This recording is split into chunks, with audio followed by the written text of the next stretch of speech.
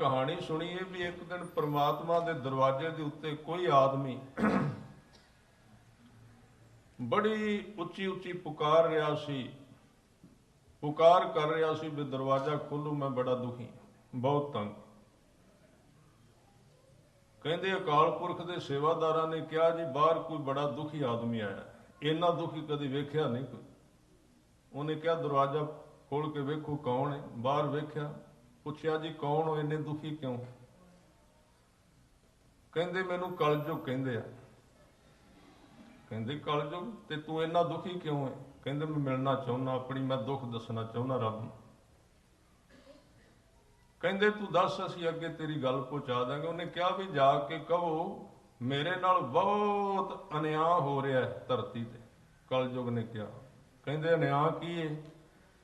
कहते लोग आप करते ने सारा कुछ तो सवेरे उठ के कह देंगे कलयुग ने कराया, मेरा कोई हल करो, मेरे नाल न्याय करो। बंदे की फितरत रही है, वो चंगियाई अपने नाल जोड़दा ते बुराई किसी होर नाल, भावें कलयुग ही क्यों ना लभना पए। सच्चे पातशाह कहंदे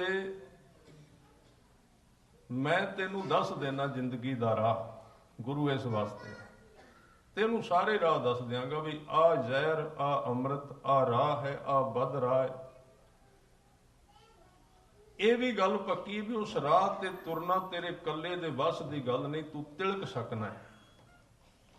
फिर की करेगा? कहते तू संगत कर, संगत जिवें दे लोकां दी करेगा उवें तुरेंगा। हाँ मैं तेरी सहायता करांगा, गुरु इस वास्ते जिहड़ा काम भी असीं करने ना अरदास करिए। आ 17ਵੀਂ वार की एक पौड़ी मैं तुहाडे नाल साझी कीती ते भाई गुरदास सिੱਖੀ दे व्याख्याकार, पहले व्याख्याकार, जिन्हां नूं गुरु साहब ने कहा भी गुरु ग्रंथ साहिब जी की कुंजी है भाई गुरदास जी की बाणी। वो 17ਵੀਂ वार जे किते टाइम लगे तुसीं आप पढ़ना। भाई वीर सिंह जी ने भी अर्थ कीते ने, ਗਿਆਨੀ ਮਣੀ ਸਿੰਘ ਹੋਰਾਂ भी अर्थ कीते ने, ਤੇ मैं 2 ਦਿਨਾਂ ਤੋਂ 17ਵੀਂ ਵਾਰ ਬਾਰੇ ਬੇਨਤੀ ਕਰ ਰਿਹਾ। ਅੱਜ ਅਖੀਰਲੇ 3 ਦਿਨ ਲਾਉਣੇ ਨੇ ਉਹਦੇ ਵਿੱਚ ਭਾਈ ਗੁਰਦਾਸ ਜੀ ਨੇ ਕਿਹਾ ਵੀ 2 ਚੀਜ਼ਾਂ ਨੇ ਤੇਰੇ ਵਿੱਚ। ਇੱਕ ਤਾਂ ਤੂੰ ਤੇਰੇ ਵਿੱਚ ਤੇਰਾ ਮਨ ਹੈ ਜੋ ਕਾਲਖ ਨਾਲ ਭਰਿਆ, ਪਾਪਾਂ ਨਾਲ ਭਰਿਆ, ਉਹਦੀ ਤੇਰੇ ਵੱਸ ਦੀ ਗੱਲ ਨਹੀਂ, ਉਹ ਗੁਰੂ ਨੇ ਧੋਣਾ ਹੈ, ਉਹ ਤੂੰ ਨਹੀਂ ਧੋ ਸਕਦਾ। ਗੁਰੂ ਨੂੰ ਦੇ ਮਨ, ਸਿਰ ਦੇ।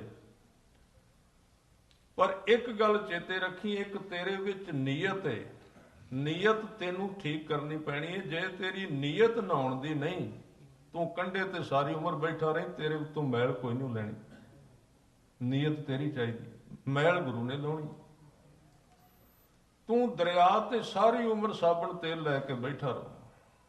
तू गुरु ग्रंथ साहिब जी दे कोल नेड़े तेड़े इधर उधर भावें गुरु ने तेरे उत्ते काम तां करना है, तेनू तां धोना है जदों तू इधरों थोड़ा जिहा इशारा करेगा भी मैं धुपना चाहुंदा। जे तू इशारा ना किया गुरु ने काम नहीं करना। क्योंकि इको ही ते हस्ती है दुनिया की, परमात्मा ते गुरु, जिहड़ी किसी नू फोर्स नहीं करती, किसी ते दबाव नहीं पाउंदी।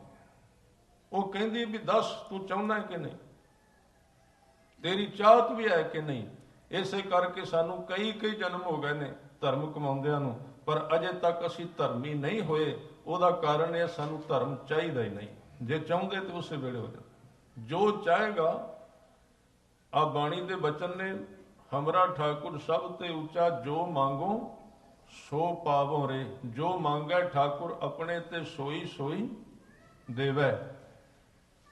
ਜਦੋਂ ਇਹ ਸ਼ਬਦ ਪੜ੍ਹੇ ਜਾਂਦੇ ਨਾ ਤੇ ਸਾਨੂੰ ਇੰਜ ਲੱਗਦਾ ਬਈ ਗੁਰਦੁਆਰਿਓਂ ਜੋ ਮੰਗਾਂਗੇ ਉਹ ਹੀ ਮਿਲ ਜਾਣਾ। ਪਰ ਇਹਨ ਪੰਕਤੀ ਨੂੰ ਧਿਆਨ ਨਾਲ ਸੁਣਨਾ। ਇਹਦੇ ਅਰਥ ਇਹ ਨਹੀਂ ਬਈ ਗੁਰਦੁਆਰਿਓਂ ਸਭ ਕੁਝ ਮਿਲੇਗਾ, ਸਭ ਕੁਝ ਮਿਲੇਗਾ, ਸਭ ਕੁਝ। ਪਰ ਸੱਚੇ ਪਾਤਸ਼ਾਹ ਜੀ ਨੇ ਇੱਕ ਇਹਦੇ ਵਿੱਚ ਕੁੰਡੀ ਰੱਖੀ, ਕਹਿੰਦੇ ਜੋ ਮੰਗੇਗਾ ਉਹ ਹੀ ਮਿਲੇਗਾ, ਦੂਜਾ ਨਹੀਂ ਮਿਲੇਗਾ। ਜੋ ਮੰਗੋ ਸੋ ਪਾਵੋ ਰੇ।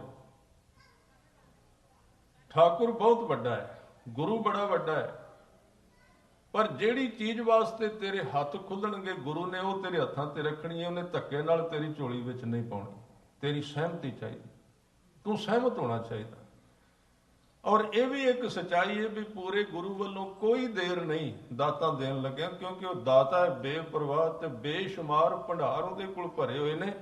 देर सिर्फ बंदे दी है, वो सलाह ही करता रहिंदा भी लवां के ना लवां के ना। इत्थों तक भी बाणी विच एक शब्द आउंदा है, कहंदे कई वारी ते इस तरह हुंदा है, एक बंदा पानी नहीं सी पीना चाहुंदा, ਉਹਦੇ मित्र ने धक्के नाल पिआउण दा यतन कीता, जोर लाया वे हथ कर बुक कर, कहंदे ਉਹਨੇ मूँह रखण वास्ते हथ तां कर लिया, पर वो उपरों पानी पांदा ते उन्हें उंगलां ढिलियां कर दित्तियां, पानी मूँह विच नहीं जांदा, जमीन ते डुली जांदा, जमीन ते खिलर गया। गुरबाणी दे बचन ने, कर मह अमृत आन निसारिओ, कर दा अर्थ है हथ, अमृत दा अर्थ है गुरु की बख्शिश, निसारिओ दा अर्थ हुंदा डोल देना, हथ विच आई हुई चीज नूं सिट देना, हथ विच आए होए हीरे नूं वगा देना। कर्म है अमृत आन निसारिओ, खिसर गयो दा अर्थ डुल गया, भूम पर डारिओ, जमीन ते डिग पिया अमृत। सारा अमृत, सारी जिंदगी साडी जमीन ते डिगी जाती है, क्योंकि असी जो असलीयत सी उहनूं जमीन ते डिगी जाने हां, जो मिट्टी उहनूं इकट्ठी करी जाने हां। संग सहाई सो आवे ना चीत, जो बहराई तां स्यों प्रीत, बलवा के ग्रह भीतर बसै, अंध केल माया रंग रस। इस तरह जीवन बतीत हुंदा जांदा है, पर जिन्हां दे अंदर इच्छा नहीं जागदी, जे मन दे विच पैदा नहीं होया नीयत, मैं कह रहा सी जिन्ना चिर नीयत नहीं पैदा हुंदी, सारी 17ਵੀਂ वार इहदे उत्ते जोर दे रही है। इहदे उत्ते गुरु साहब कहना चाहुंदे ने भी तू तैयार हो, मेरे वालों कोई देर नहीं, जो मंगेगा दे देंगा, पर जिन्ना चिर तू मंगदा नहीं उन्ना चिर मैं दे नहीं सकदा। भाई गुरदास जी कहते एक गुरु करोड़ा कदम सिख नूं अगों लैण जांदा है, करोड़ा कदम, जिवें आपां इत्थे आए हैं ना गुरु की हजूरी विच, ये नहीं भी असीं आप आ गए, सानू किते अंदरों अंदर ही ख्यालां दे रूप विच खिंचिया गया गुरु कोल आउण वास्ते, भी इत्थे आओ, सद्दिया गया। और आउण दा जे सानू ये पता लग गया ना भी असीं सद्दे जाने आ, इत्थे आदमी होर तरह आवेगा गुरुद्वारे, उन्होंने इंज लगेगा मेरा गुरु है, वो वैसे नहीं आएगा तो चला जाएगा, उन्होंने इंज लगेगा मैनू चिट्ठी भेजी गई है, पत्र भेजा गया, बुलाया गया, कोल बिठाया गया। तो फिर यह भी गल होंदी है जिहड़ा बुलाए, जिहदे सद्दे ते आई उन्होंने मिल के जाईदा, उहदे नाल गल करके जाईदा। बस बाकी सारे घरां विच असीं जाने आ, जिहदा घर हुंदा उहनूं मिल के आउंदे आ, उहदे नाल गल करके आउंदे आ। शायद असी इस घर विच आउंदे आ ते इहदे मालक नाल पता नहीं बोले आ कि नहीं, इहदी पता नहीं गल सुनी है कि नहीं, जां आए ते वापस मुड़ गए। गुरु की गल पता नहीं कन्नां विच जान दित्ती कि नहीं, सिर्फ आए ते वापस मुड़ गए। इस तरीके दे नाल जदों गुरु वल असी आउंदे आ ते भाई गुरदास जी कहंदे सानू सद्दिया जांदा है, पर एक कदम सिख ने चुकना हुंदा, 100 कदम गुरु अगों लैण जांदा। चरण शरण गुर एक पैंडा जाए चल, सिख ने एक कदम जरूर चुकना है, जो एक कदम नहीं चुकदा गुरु अगों लैण नहीं जाएगा। पहल सिख वालों होनी है, फिर अगला काम सारा पूरे गुरु का। जदों गुरु नूं मन दे दिता, मत दे दी, तो मैं बेनती साझी कर रहा सी कि गुरुद्वारे दे विच आउण दा जे असी पूरी तरह मन जाग के आवे, अवेयर हो के आए तो आउणा होर हो जाए। मैं अगे जाके बेनती करांगा भी गुरुद्वारा किनू कहंदे आ, गुरुद्वारे विच काम की है, 6-7 चीज़ां ने तां वो गुरुद्वारा संपूर्ण हुंदा है। जे उहदे विच 6-7 चीज़ां पूरीआं होण तां वो पूरीआं होणगीआं। मैं अगे जाके बेनती करांगा। सब तो पहला काम की है गुरुद्वारे विच, गुरुद्वारे विच सब तो पहला काम है इबादत सीखनी, बंदगी सीखनी, भगती किवें करनी है, सिमरन किवें करना है, अंदर किवें जुड़ना है। बाहर जुड़न दी ते जाच अपने आप आ जांदी, किसी नूं कोई दसना नहीं पैंदा। पागल तो पागल व्यक्ति है, संसार की सारी उन्होंने समझ है। जे समझ नहीं किसी नूं ते सिर्फ ये समझ नहीं भी अपने आपे नाल रब नाल सांझ किवें पाउणी है। ये थां संसार नाल जुड़न दीआं जाचां दसण वास्ते नहीं, जद कि असीं बना दिता है। ਤੁਸੀਂ ਬਾਣੀ ਪੜ੍ਹਦੇ ਹੋ ਨਾ ਵੀ ਸਾਡੇ ਸਰੀਰ ਤੇ 10 ਦੁਆਰੇ ਨੇ, 10 ਕਨੈਕਸ਼ਨ ਨੇ ਸਾਡੇ, 9 ਬਾਹਰ ਨੂੰ ਨੇ, ਇੱਕ ਅੰਦਰ ਹੈ। ਸੰਸਾਰ ਵਿੱਚ ਜੁੜਨ ਵਾਸਤੇ 9 ਦੁਆਰੇ ਚਾਹੀਦੇ ਨੇ, ਉਹਨਾਂ ਵਿੱਚੋਂ ਇੱਕ ਵੀ ਬੰਦ ਹੋਇਆ, ਅੱਖਾਂ ਬੰਦ ਹੋ ਗਈਆਂ, ਸੰਸਾਰ ਦਿਸੇਗਾ ਨਹੀਂ, ਸਾਧਨ ਨਹੀਂ, ਦੁਆਰਾ ਨਹੀਂ। ਪਰ ਜੇ ਸਾਡੇ ਕੋਲ ਅੰਦਰਲਾ ਦੁਆਰਾ ਨਹੀਂ, ਅਸੀਂ ਅੰਦਰ ਗੁਰੂ ਨਾਲ, ਰੱਬ ਨਾਲ ਸਾਂਝ ਨਹੀਂ ਪਾ ਸਕਦੇ ਜਿੰਨਾ ਚਿਰ ਸਾਧਨ ਹੀ ਕੋਈ ਨਹੀਂ। ਜੁੜਾਂਗੇ ਕਾਹਦੇ ਨਾਲ? ਹੱਥ ਕੋਈ ਨਹੀਂ, ਚੀਜ਼ ਕਿਵੇਂ ਫੜੀ ਜਾਏਗੀ? ਪੈਰ ਕੋਈ ਨਹੀਂ, ਤੁਰਾਂਗੇ ਕਿਵੇਂ? ਅੱਖ ਨਹੀਂ, ਵੇਖਾਂਗੇ ਕਿਵੇਂ? ਤੇ ਸਿੱਖ ਦਾ ਧਿਆਨ ਹੀ ਕੋਈ ਨਹੀਂ, ਕਾਗਰ ਸ਼ਬਦ ਨਾਲ ਜੁੜੇਗਾ ਕਿਵੇਂ? ਧਿਆਨ ਉੱਥੇ ਚਾਹੀਦਾ। 10ਵੇਂ ਦੁਆਰੇ ਦਾ ਅਰਥ ਹੈ, ਭਾਵੇਂ ਇਹ ਬਹੁਤ ਵਿਸ਼ਾਲ, ਇਹਦਾ ਗਿਆਨ ਸੀਮਤ ਨਹੀਂ, ਜਿਹਨੂੰ 10ਵਾਂ ਦੁਆਰਾ ਬਾਣੀ ਵਿੱਚ ਕਿਹਾ ਗਿਆ, 10ਵਾਂ ਦੁਆਰਾ ਅਗਮ ਅਪਾਰਾ ਪਰਮ ਪੁਰਖ ਕੀ ਘਾਟੀ। ਗੁਰੂ ਅਮਰਦਾਸ ਜੀ ਕਹਿੰਦੇ ਨੇ 9 ਦੁਆਰੇ ਪ੍ਰਗਟ ਕੀਏ, 10ਵਾਂ ਗੁਪਤ ਰਖਾਇਆ। ਉਹ 10ਵਾਂ ਕੀ ਹੈ? ਧਰਮੀ ਬੰਦੇ ਨੂੰ ਉਹਦੀ ਜਾਣਕਾਰੀ ਹੋਣੀ ਬਹੁਤ ਜ਼ਰੂਰੀ। ਜੇ ਉਹਦੀ ਜਾਣਕਾਰੀ ਨਹੀਂ ਤੇ ਉਹ ਧਰਮੀ ਨਹੀਂ। ਇੱਕ ਆਮ ਬੰਦੇ ਵਾਸਤੇ 10ਵੇਂ ਦੁਆਰੇ ਦੀ ਵਿਆਖਿਆ ਕੀ ਹੋਵੇਗੀ? ਕਿਉਂਕਿ ਅਸੀਂ 10ਵੇਂ ਦੁਆਰੇ ਦੀ ਵਿਆਖਿਆ ਯੋਗ ਮਤ ਨਾਲ ਜੋੜ ਦਿੱਤੀ ਸਿੱਖੀ ਵਿੱਚ ਵੀ। ਅਸੀਂ ਸਹਿਜੇ ਸਹਿਜੇ ਸਿੱਖੀ ਨੂੰ ਯੋਗ ਵਿੱਚ ਰਲਾ ਰਹੇ ਹਾਂ। ਯੋਗ ਮਤ ਜਿਹਦੇ ਤੋਂ ਵੱਖਰਾ ਕੀਤਾ ਸੀ ਗੁਰੂ ਸਾਹਿਬ ਨੇ। ਸਿੱਧਾਂ ਨਾਲ ਜਦੋਂ ਚਰਚਾ ਹੋਈ ਤੇ ਉਹਨਾਂ ਨੇ ਕਿਹਾ, ਮਹਾਰਾਜ ਤੁਹਾਡੇ ਤੇ ਸਾਡੇ ਵਿੱਚ ਫਰਕ ਕੀ ਹੈ? ਤੁਸੀਂ ਵੀ ਸ਼ਬਦ ਉਚਾਰਨ ਕਰਦੇ ਹੋ, ਅਸੀਂ ਵੀ ਇੱਕ ਸ਼ਬਦ ਉਚਾਰਨ ਕਰਨੇ ਆ। ਇਹ ਹੈ ਵੀ ਸੱਚਾਈ ਸੀ। ਜਿਵੇਂ ਆਪਾਂ ਵੈਗਰੂ ਵੈਗਰੂ ਕਹਿੰਦੇ ਆ, ਯੋਗੀਆਂ ਦਾ ਇੱਕ ਸ਼ਬਦ ਉਹਨੂੰ ਅਲੱਖ ਕਹਿੰਦੇ, ਅਲੱਖ ਅਲੱਖ ਅਲੱਖ, ਇਹ ਜਪਦੇ ਨੇ। ਜਾਂ ਉਹ ਕਹਿੰਦੇ ਆਦੇਸ਼ ਆਦੇਸ਼ ਆਦੇਸ਼, ਉਹਨਾਂ ਦਾ ਸ਼ਬਦ ਇਹ ਹੈ। ਹਜੂਰ ਨੂੰ ਬੇਨਤੀ ਕੀਤੀ, ਕਹਿਣ ਲੱਗੇ ਸਾਨੂੰ ਵੱਖਰਾ ਕਿਉਂ ਕਰਦੇ ਹੋ? ਸਾਨੂੰ ਮਾੜੇ ਕਿਉਂ ਸਮਝਦੇ ਹੋ? ਅਸੀਂ ਅਲੱਖ ਕਹਿੰਦੇ ਆ, ਤੁਸੀਂ ਨਿਰੰਕਾਰ ਕਹਿ ਦਿੰਦੇ ਹੋ, ਤੁਸੀਂ ਕਰਤਾਰ ਕਹਿ ਦਿੰਦੇ ਹੋ, ਤੁਸੀਂ ਵਾਹਿਗੁਰੂ ਕਹਿ ਦਿੰਦੇ ਹੋ। ਹਜੂਰ ਕਹਿੰਦੇ ਫਰਕ ਹੈ।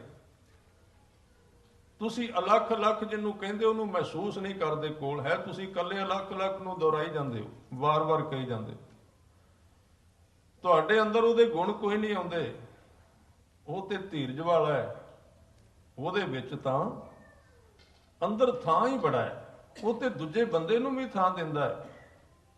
ਇਹ ਯੋਗੀ ਸਨ, ਇਹ ਪੀਰ ਸਨ ਮੁਲਤਾਨ ਦੇ, ਜਿਨ੍ਹਾਂ ਨੇ ਬੜੀਆਂ ਭਗਤੀਆਂ ਕੀਤੀਆਂ ਸਨ ਸਾਧ ਸੰਗਤ। ਮੈਂ ਕੱਲ ਸ਼ਾਮ ਵੀ ਬੇਨਤੀ ਕੀਤੀ ਸੀ, ਭਗਤੀ ਚੰਗੀ ਚੀਜ਼ ਹੈ, ਬਹੁਤ ਵੱਡੀ ਦਾਤ ਹੈ। ਪਰ ਜੇ ਗੁਰੂ ਤੋਂ ਪੁੱਛਣ ਤੋਂ ਬਿਨਾਂ ਕਰ ਲਈ, ਹੰਕਾਰ ਦੇ ਆਸਰੇ ਕਰ ਲਈ, ਮਨ ਹੱਠ ਨਾਲ ਕਰ ਲਈ, ਤੇ ਇਹਦੇ ਵਰਗੀ ਰੁਕਾਵਟ ਵੀ ਹੋਰ ਕਿਸੇ ਨੂੰ ਨਹੀਂ ਪੈਂਦੀ। ਕਿਉਂਕਿ ਖੁਰਾਕ ਇਹਨਾਂ ਨੇ ਤਾਕਤ ਬਣਾਉਣੀ ਹੈ। ਅਸੀਂ ਜਿਹੜੀ ਪੈਰੀ ਜੁੱਤੀ ਪਾ ਕੇ ਤੁਰਨੇ ਆ, ਉਹ ਕੰਡਿਆਂ ਤੋਂ ਬਚਾਉਂਦੀ ਏ। ਪਰ ਜੇ ਕਿਸੇ ਉਸੇ ਜੁੱਤੀ ਦਾ ਇੱਕ ਕਿੱਲ ਉਖੜ ਕੇ ਖੜਾ ਹੋ ਜਾਏ, ਉਹ ਜੁੱਤੀ ਦਾ ਕਿੱਲ ਹੀ ਚੁੱਭਣ ਲੱਗ ਪੈਂਦਾ। ਭਗਤੀ ਬੰਦੇ ਨੂੰ ਸਪੋਰਟ ਕਰਦੀ ਹੈ। ਪਰ ਜੇ ਇਹਦੇ ਵਿੱਚ ਕਿਤੇ ਮੈਂ ਦਾ, ਹੰਕਾਰ ਦਾ ਕਿੱਲ ਨਿਕਲ ਆਵੇ, ਤੇ ਗੁਰੂ ਅਮਰਦਾਸ ਸੱਚੇ ਪਾਤਸ਼ਾਹ ਜੀ ਕਹਿੰਦੇ ਨੇ, ਹਰ ਆਪ ਅਮੁਲਕ ਹੈ, ਮੁੱਲ ਨਾ ਪਾਇਆ ਜਾਏ, ਮੁੱਲ ਨਾ ਪਾਇਆ ਜਾਏ, ਕਿਸੇ ਵਿਟੋਂ ਰਹੇ ਲੋਕ ਬਿਲ ਲਾਏ। ਇਹਦੇ ਕੀ ਅਰਥ ਹੋਣਗੇ? ਕਹਿੰਦੇ ਵਿਲਕਦੇ ਨੇ ਪਰ ਬੜੇ ਰੱਬ ਨੂੰ ਨਹੀਂ ਨੇੜੇ ਆਉਣ ਦਿੰਦਾ। ਕਿਉਂ? ਕਿਉਂਕਿ ਆਪਣੇ ਹੰਕਾਰ ਦੇ ਆਸਰੇ ਕਰ ਰਹੇ ਨੇ।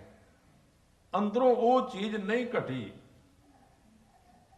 ਪਾਠ ਵੀ ਕੀਤਾ ਹੈ, ਵੇਦ ਵੀ ਪੜ੍ਹੇ ਨੇ, ਬੜਾ ਕੁਝ ਕੀਤਾ, ਜਪ ਤਪ ਕੀਤੇ ਨੇ, ਸਭ ਕੁਝ ਕੀਤਾ ਹੈ। ਇੱਕ ਲੰਬੀ ਅਸ਼ਟਪਦੀ ਗੁਰੂ ਅਰਜਨ ਦੇਵ ਪਾਤਸ਼ਾਹ ਜੀ ਦੀ, ਉਹਦੇ ਵਿੱਚ ਸਾਰੇ ਗਿਣ ਦਿੱਤੇ, ਸਭ ਕੁਝ ਕੀਤਾ। ਪਾਠ ਪੜ੍ਹਿਓ ਔਰ ਵੇਦ ਵਿਚਾਰਿਓ, ਜਦ ਕਿ ਬਾਣੀ ਕਹਿ ਰਹੀ ਪਾਠ ਕਰੋ, ਬਾਣੀ ਪੜ੍ਹੋ। ਪਰ ਇੱਥੇ ਉਹਨੂੰ ਦੂਸਰੇ ਪੱਖੋਂ ਕਿਉਂ ਲਿਆ ਹੈ? ਨਿਵਲ ਭੁਯੰਗਮ ਸਾਧੇ, ਪੰਚ ਜਨਾਂ ਸਿਓ ਸੰਗ ਨਾ ਛੁਟਕਿਓ, ਅਧਿਕ ਆਹਾਂ ਬੁੱਧ ਬਾਧੇ। ਜਿਹੜੀ ਚੀਜ਼ ਅੰਦਰ ਸੀ ਨਾ, ਉਹ ਟੁੱਟੀ ਨਹੀਂ, ਉਹ ਰੱਸੀ ਨਹੀਂ ਖੋਲੀ, ਚੱਪੂ ਮਾਰਨੇ ਸ਼ੁਰੂ ਕਰ ਦਿੱਤੇ। ਤੇ ਸੱਚੇ ਪਾਤਸ਼ਾਹ ਗੁਰੂ ਗ੍ਰੰਥ ਸਾਹਿਬ ਕਹਿੰਦੇ ਨੇ, ਇਸ ਤਰੀਕੇ ਨਾਲ ਮਿਲਿਆ ਨਹੀਂ ਜਾਂਦਾ। ਆਓ ਸਤਿਗੁਰਾਂ ਦੇ ਬਚਨ ਸਾਰੇ ਪੜ੍ਹੀਏ। ਸਾਰਿਆਂ ਨੇ ਬੋਲਣ ਦਾ ਯਤਨ ਕਰਨਾ ਜੀ। ਪਿਆਰੇ ਨੂੰ ਬਿਦ ਮਿਲਣ ਨਾ ਜਾਈ, ਪਿਆਰੇ ਨੂੰ ਬਿਦ ਮਿਲਣ ਨਾ ਜਾਈ, ਪਿਆਰੇ ਨੂੰ ਬਿਦ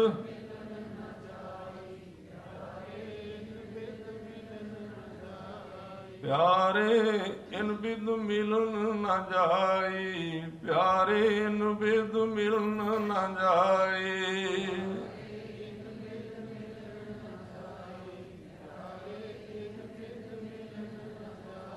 मैं किए कर्म अनेका, मैं किए कर्म अनेका, मैं किए कर्म,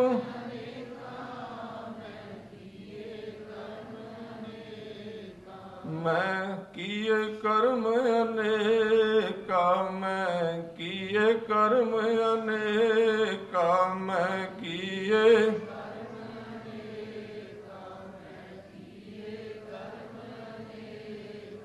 प्यारे इन विद मिलन न जाई, प्यारे इन विद मिलन न जाई।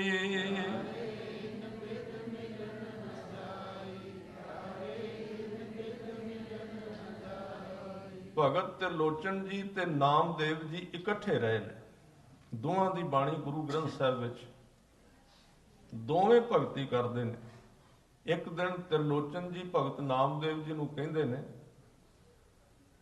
ਜਿਹੜਾ ਨਾਮ ਤੁਸੀਂ ਜਪਦੇ ਹੋ ਹੀ ਮੈਂ ਜਪਣਾ, ਪਰ ਮੇਰਾ ਮਿਲਾਪ ਕਿਉਂ ਨਹੀਂ ਹੋਇਆ? ਤੁਸੀਂ ਪੁੱਛਣਾ। ਭਾਈ ਗੁਰਦਾਸ ਜੀ ਦੀਆਂ ਪੌੜੀਆਂ ਵਿੱਚ ਆਇਆ, ਦਰਸ਼ਨ ਦੇਖਣ ਨਾਮਦੇਵ ਭਲਕੇ ਉੱਠ ਤਿਰਲੋਚਨ ਜਾਵੈ। ਭਗਤ ਕਰਨ ਮਿਲ ਦੋਏ ਜਣੇ ਨਾਮਦੇਵ ਹਰ ਚਲਤ ਸੁਣਾਵੈ। ਜਦੋਂ ਦੋਵੇਂ ਇਕੱਠੇ ਬਹਿ ਕੇ ਭਗਤੀ ਕਰਦੇ ਤੇ ਭਗਤ ਨਾਮਦੇਵ ਜੀ ਤਿਰਲੋਚਨ ਨੂੰ ਅਕਾਲ ਪੁਰਖ ਦੇ ਕੌਤਕ ਸੁਣਾਉਂਦੇ ਨੇ ਵੀ ਇਸ ਤਰ੍ਹਾਂ ਬੋਲਦਾ ਹੈ, ਇਸ ਤਰ੍ਹਾਂ ਤੁਰਦਾ ਰੱਬ। ਉਹ ਹੈਰਾਨ ਹੁੰਦਾ ਵੀ ਕਹਿਣ ਲੱਗੇ, ਮੇਰੀ ਵੀ ਕਰ ਬੇਨਤੀ, ਕਿਵੇਂ ਤੇ ਦਰਸ਼ਨ ਤਿਰਲੋਚਨ ਪਾਵੈ। ਕਹਿੰਦੇ ਮੇਰੇ ਬਾਰੇ ਵੀ ਜਾ ਕੇ ਕਹਿਣਾ ਤੁਸੀਂ ਵੀ ਮੈਨੂੰ ਦੀਦਾਰ ਕਿਉਂ ਨਹੀਂ ਹੁੰਦੇ। ਭਗਤ ਨਾਮਦੇਵ ਕਹਿੰਦੇ ਵੀ ਦੇਖ ਲਾਂਗੇ, ਮੈਂ ਗੱਲ ਕਰਾਂਗਾ। ਉਹ ਇਸ ਤਰ੍ਹਾਂ ਦੇ ਲੋਕ ਨੇ, ਸਾਡੇ ਵਾਂਗ ਨਹੀਂ ਵੀ ਰੱਬ ਜਿਨ੍ਹਾਂ ਵਾਸਤੇ ਸੁਪਨਾ। ਇਹ ਫਰਕ ਹੈ ਸਾਡੇ ਵਿੱਚ ਤੇ ਉਹਨਾਂ ਵਿੱਚ। ਉਹ ਸਾਹਮਣੇ ਉਹ ਕਹਿੰਦੇ ਵੀ ਕੰਨ ਕਰੇਗਾ ਤੇ ਬੋਲਾਂਗੇ, ਨਹੀਂ ਤੇ ਬੋਲਣਾ ਨਹੀਂ, ਨਜ਼ਦੀਕੀ ਨੇ। ਤੁਸੀਂ ਬਾਣੀ ਪੜ੍ਹ ਕੇ ਵੇਖੋ, ਗੁਰੂ ਨਾਨਕ ਦੇਵ ਪਾਤਸ਼ਾਹ ਜੀ ਕਹਿੰਦੇ, ਮੈਂ ਅਰਜ਼ ਕਰਨਾ ਤੂੰ ਮੇਰੇ ਵੱਲ ਕੰਨ ਕਰ, ਤੇਰੇ ਕੰਨ ਵਿੱਚ ਮੈਂ ਕੁਝ ਕਹਿਣਾ ਚਾਹੁੰਦਾ। ਤਿਲੰਗ ਯਕ ਅਰਜ ਗੁਫਤਮ, ਯਕ ਇੱਕ ਮੇਰੀ ਅਰਦਾਸ ਹੈ ਅਕਾਲ ਪੁਰਖ ਵਾਹਿਗੁਰੂ। ਡੂੰਘੇ ਥਾਂ ਤੋਂ ਬੋਲ ਰਹੇ ਨੇ, ਅੰਦਰੋਂ ਗੂੰਜ ਕੇ ਬੋਲ ਰਹੇ ਨੇ, ਸੁਣੇਗਾ ਕਿਉਂ ਨਾ? ਅਰਜ ਛੱਡ ਕੇ ਫਰਸ਼ ਤੇ ਆ ਜਾਏਗਾ। ਯਕ ਅਰਜ, ਅਰਜ ਦੇ ਅਰਥ ਨੇ ਬੇਨਤੀ। ਮੇਰੀ ਇੱਕ ਬੇਨਤੀ ਸੁਣ। ਗੁਫਤਮ, ਤੇ ਉਹ ਬੇਨਤੀ ਪਤਾ ਕਿਵੇਂ ਦੀ? ਗੁਫਤਗੂ ਹੈ। ਗੁਫਤਗੂ, ਗੁਫਤਗੂ ਦਾ ਮਤਲਬ ਹੁੰਦਾ ਵੀ ਜਦੋਂ ਦੋ ਮਿੱਤਰ ਭਾਵੇਂ 20 ਬੰਦੇ ਬੈਠੇ ਹੋਣ ਤੇ ਜਿਨ੍ਹਾਂ ਦੀ ਬਹੁਤੀ ਸਾਂਝ ਹੈ ਨਾ, ਇੱਕ ਦੂਜੇ ਦੇ ਕੰਨ ਨਾਲ ਮੂੰਹ ਲਾ ਕੇ ਗੁਪਤ ਕੰਮ ਗੱਲ ਕਰਦੇ ਨੇ, ਤੀਜੇ ਬੰਦੇ ਨੂੰ ਪਤਾ ਨਹੀਂ ਲੱਗਦਾ। ਜਿਨ੍ਹਾਂ ਦੀ ਗੱਲ ਗੁਰੂ ਨਾਲ, ਇਹ ਨਹੀਂ ਵੀ ਜ਼ਰੂਰੀ ਸਾਰੇ ਪੰਡਾਲ 'ਚ ਆਵਾਜ਼ ਜਾਏ ਤਾਂ ਹੀ ਪਤਾ ਲੱਗੇ ਵੀ ਸਿੱਖ ਬੜਾ ਵੱਡਾ ਹੈ, ਉਹਨਾਂ ਅੰਦਰੋਂ ਵੀ ਕਰ ਲੈਣੀ। ਗੁਫਤਮ ਯਕ ਅਰਜ ਗੁਫਤਮ ਪੇਸ਼ ਤੋਂ ਦਰ, ਤੇਰੇ ਦਰ ਤੇ ਮੈਂ ਹਾਜ਼ਰ ਹੋਇਆ।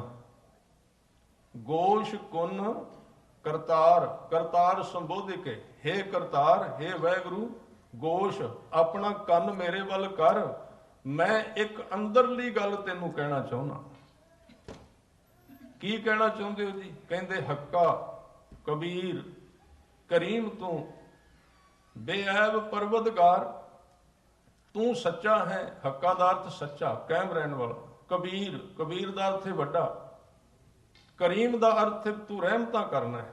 ਹੱਕਾ ਕਬੀਰ ਕਰੀਮ ਤੂੰ ਬੇਅੈਬ, ਤੇਰੇ ਵਿੱਚ ਕੋਈ ਐਬ ਨਹੀਂ, ਤੇਰੇ ਵਿੱਚ ਕੋਈ ਗੁਨਾਹ ਨਹੀਂ। ਪਰਵਦਗਾਰ, ਤੂੰ ਸਾਰਿਆਂ ਦੀ ਪਾਲਣਾ ਕਰਨਾ। ਅੱਗੋਂ ਪੁੱਛਿਆ ਜੀ ਇੱਥੇ ਕਿਉਂ ਆਏ ਹੋ? ਕਹਿਣ ਲੱਗੇ ਇੱਥੇ ਤਾਂ ਆਇਆ ਕਿਉਂਕਿ ਮੈਨੂੰ ਪਤਾ ਲੱਗਾ ਹੈ ਕਿ ਦੁਨੀਆ ਮੁਕਾਮੇ ਫਾਨੀ, ਆਹ ਜਿਹੜੀ ਦੁਨੀਆ ਹੈ ਨਾ, ਇਹ ਐਸਾ ਮੁਕਾਮ ਹੈ ਜਿਹੜਾ ਫਨਾ ਹੋ ਜਾਣ ਵਾਲਾ ਹੈ। ਇੱਥੋਂ ਪਤਾ ਨਹੀਂ ਕਿੰਨੇ ਕੁ ਅਸੀਂ ਭੇਜ ਦਿੱਤੇ ਚੁੱਕ ਚੁੱਕ। ਮੈਂ ਤੇਰੇ ਕੋਲ ਤਾਂ ਆਇਆ ਵੀ ਇੱਥੇ ਰਹਿੰਦਾ ਕੋਈ ਨਹੀਂ, ਤੇ ਮੈਨੂੰ ਕੋਈ ਐਸੀ ਥਾਂ ਦੱਸ ਜਿੱਥੋਂ ਪਰਤ ਕੇ ਬੰਦਾ ਜਾਏ ਨਾ, ਸਦਾ ਰਵੇ ਉੱਥੇ। ਕੋਈ ਹੈ ਐਸੀ ਥਾਂ? ਇਹੀ ਤੇ ਸਮੱਸਿਆ ਬੰਦੇ ਦੀ। ਸਾਡੇ ਕੋਲ ਅੱਜ ਹੁਣ ਅਸੀਂ ਕਹਿੰਦੇ ਹੈ ਸਾਰਾ ਕੁਝ, ਸਭ ਕੁਝ ਇਹ ਗੁਰੂ ਦੀ ਕਿਰਪਾ ਹੈ, ਹੋਣਾ ਵੀ ਚਾਹੀਦਾ। ਘਰ-ਬਾਰ ਸਭ ਕੁਝ ਬਹੁਤ ਵਧੀਆ ਹੈ, ਬੜਾ ਕੁਝ, ਫਿਰ ਡਰੇ ਕਿਉਂ ਹੋਏ ਆ? ਤੌਖਲਾ ਕਾਹਦਾ ਹੈ? ਚਿੰਤਾ ਕਾਹਦੀ ਹੈ? ਮਹਾਰਾਜ ਕਹਿੰਦੇ ਵੀ ਜੇ ਤੇਰੇ ਕੋਲ ਸਾਰਾ ਕੁਝ ਹੈ ਤੇ ਤੂੰ ਖੁਸ਼ ਕਿਉਂ ਨਹੀਂ? ਤੇ ਅੱਗੋਂ ਸਿੱਖ ਕਹਿੰਦਾ ਮਹਾਰਾਜ ਜੋ ਕੁਝ ਸਾਰਾ ਕੁਝ ਦਾ ਪਤਾ ਕੋਈ ਨਹੀਂ ਕਿੰਨਾ ਚਿਰ ਰਹਿਣਾ, ਇਸ ਕਰਕੇ ਅੰਦਰ ਤੌਖਲਾ ਹੈ, ਚਿੰਤਾ ਲੱਗੀ, ਉਹ ਰਹਿਣੀ ਹੀ ਹੈ। ਹਜ਼ੂਰ ਕਹਿੰਦੇ ਵੀ ਜੇ ਤੈਨੂੰ ਇਹ ਗਿਆਨ ਮਿਲ ਗਿਆ ਨਾ ਵੀ ਇਹ ਜੋ ਕੁਝ ਤੇਰੇ ਕੋਲ ਹੈ ਇਹ ਲਗਾਤਾਰੀ ਨਹੀਂ, ਤੇ ਫਿਰ ਤੂੰ ਭਾਗਾਂ ਵਾਲਾ। ਆ ਤੈਨੂੰ ਇੱਕ ਐਸੀ ਚੀਜ਼ ਦੇਣਾ ਜਿਹੜੀ ਸਦਾ ਤੇਰੇ ਨਾਲ ਰਹੇ, ਹੁਣ ਉਹਦੇ ਨਾਲ ਜੁੜ ਤੂੰ। ਉਹ ਹੈ ਭਾਗਸ਼ਾਲੀ ਵਿਅਕਤੀ ਇਸ ਜ਼ਮੀਨ ਦਾ, ਉਹ ਹੈ ਗਿਆਨਵਾਨ ਜਿਹਨੂੰ ਪਦਾਰਥ ਬਾਰੇ ਤਜਰਬਾ ਹੋ ਗਿਆ। ਪਦਾਰਥਵਾਦੀ ਉਹ ਨਹੀਂ ਜਿਹੜਾ ਪਦਾਰਥ ਵਿੱਚ ਡੁੱਬ ਗਿਆ ਹੈ, ਪਦਾਰਥਵਾਦੀ ਅਸਲ ਵਿੱਚ ਹੈ ਹੀ ਉਹ, ਸੰਸਾਰੀ ਹੈ ਹੀ ਉਹ ਜਿਹਨੂੰ ਸੰਸਾਰ ਦਾ ਪਤਾ ਲੱਗ ਗਿਆ ਹੈ। ਕੀ ਸੰਸਾਰ ਦਾ ਪਤਾ ਸਿਰਫ ਉਹਨਾਂ ਨੂੰ ਲੱਗੇ ਜਿਹੜੇ ਨਾਮ ਨਾਲ ਜੁੜੇ। ਦੁਨੀਆ ਮੁਕਾਮੇ ਫਾਨੀ, ਮੈਂ ਗੱਲ ਕਰ ਰਿਹਾ ਸੀ ਜਿਨ੍ਹਾਂ ਦੇ ਅੰਦਰ ਦੋ ਤਰ੍ਹਾਂ ਦੀ ਭਗਤੀ, ਉਹ ਕੰਨ ਕਰਨ ਤੋਂ ਬਿਨਾਂ ਕਹਿੰਦੇ ਜਿੰਨਾ ਚਿਰ ਤੂੰ ਕੰਨ ਨਹੀਂ ਕਰਦਾ ਮੈਂ ਗੱਲ ਨਹੀਂ ਕਰਨੀ। ਦੋ ਤਰ੍ਹਾਂ ਦੇ ਭਗਤ ਨੇ। ਮੈਨੂੰ ਇੱਕ ਘਟਨਾ ਚੇਤੇ ਆਈ, ਆਪ ਜੀ ਸਾਂਝੀ ਕਰਦੇ ਹਾਂ। ਤੇ ਦੋ ਕਲਾਸਾਂ ਨੇ ਧਰਮ ਦੀਆਂ, ਜਿਵੇਂ ਆਪਾਂ ਗੁਰਦੁਆਰੇ ਆਏ ਨਾ, ਇਹ ਵੀ ਕਲਾਸ ਬਾਈ ਕਲਾਸ, ਇੱਥੇ ਵੀ ਚੀਜ਼ਾਂ ਚਾਹੀਦੀਆਂ। ਤੇ ਮੈਂ ਉਹ ਵਿੱਚ ਚੀਜ਼ ਕਹਿ ਦਿਆਂ ਵੀ ਗੁਰਦੁਆਰਾ ਕੀ ਹੈ। ਸਭ ਤੋਂ ਪਹਿਲੀ ਗੱਲ ਹੈ ਗੁਰਦੁਆਰੇ ਦੀ ਬਾਣੀ ਪੜ੍ਹ ਕੇ ਵੇਖੋ, ਗੁਰੂ ਦੁਆਰੇ ਹੋਏ ਸੋਝੀ ਪਾਏ ਸੀ। ਇੱਥੇ ਅਸੀਂ ਇੱਕ ਕਲਾ ਸਿੱਖਣੀ ਬਹਿ ਕੇ, ਇਹ ਇੱਕ ਕਲਾਸ ਰੂਮ ਹੈ। ਇਹਦੇ ਵਿੱਚ ਅਸੀਂ ਸਿੱਖਣਾ ਵੀ ਜਦੋਂ ਪਾਠ ਕਰਨੇ ਆ, ਜਦੋਂ ਨਾਮ ਜਪਣੇ ਆ, ਤੇ ਅਸੀਂ ਅੰਦਰ ਕਿਵੇਂ ਜਾਣਾ ਹੈ, ਕਿਉਂਕਿ ਬਾਹਰ ਤੇ ਤੁਰੇ ਫਿਰਨੇ ਆ। ਉਹ ਚੀਜ਼ ਅੰਦਰ ਹੈ ਜਿਹੜੀ ਗੁਰੂ ਗ੍ਰੰਥ ਸਾਹਿਬ ਕਹਿੰਦੇ ਨੇ। ਜੇ ਤੁਸੀਂ ਅੱਜ ਦਾ ਹੁਕਮਨਾਮਾ ਬਾਹਰ ਪੜ੍ਹ ਕੇ ਆਏ ਹੋ ਤੇ ਉਹਦੇ ਵਿੱਚ ਗੁਰੂ ਅਮਰਦਾਸ ਜੀ, ਮੈਂ ਸਾਰਾ ਨਹੀਂ ਪੜ੍ਹ ਸਕਾਂਗਾ ਕਿਉਂਕਿ ਲੰਬਾ ਹੈ, ਮਾਇਆ ਮਮਤਾ ਮੋਹਣੀ ਜਿਨ ਬਿਨ ਦੰਤਾ ਜਗ ਖਾਇਆ। ਇਹਦੇ ਵਿੱਚ ਜਦੋਂ ਦੂਜਾ ਸ਼ਲੋਕ ਸ਼ੁਰੂ ਹੁੰਦਾ ਉਹਦੇ ਵਿੱਚ ਸੱਚੇ ਪਾਤਸ਼ਾਹ ਜੀ ਕਹਿੰਦੇ ਨੇ ਕਿ ਜਿਉਂ ਕਸਤੂਰੀ ਮਿਰਗ ਨਾ ਜਾਣੈ, ਭਰਮ ਦਾ ਭਰਮ ਭੁਲਾਇਆ, ਘਰ ਹੀ ਮੈਂ ਅੰਮ੍ਰਿਤ ਭਰਪੂਰ ਹੈ, ਮਨ ਮੁੱਖਾਂ ਸਾਧ ਨਾ ਪਾਇਆ। ਘਰ ਦੇ ਅਰਥ ਨੇ ਜੇ ਅੰਮ੍ਰਿਤ ਪੀਣਾ ਜੇ ਤੇ ਅੰਦਰ ਜਾਣ ਦੀ ਜਾਚ ਸਿੱਖ ਲਓ, ਆਪਣੇ ਅੰਦਰ, ਆਪਣੇ ਵਿੱਚ, ਬਾਹਰ ਨਹੀਂ ਕਿਤੇ।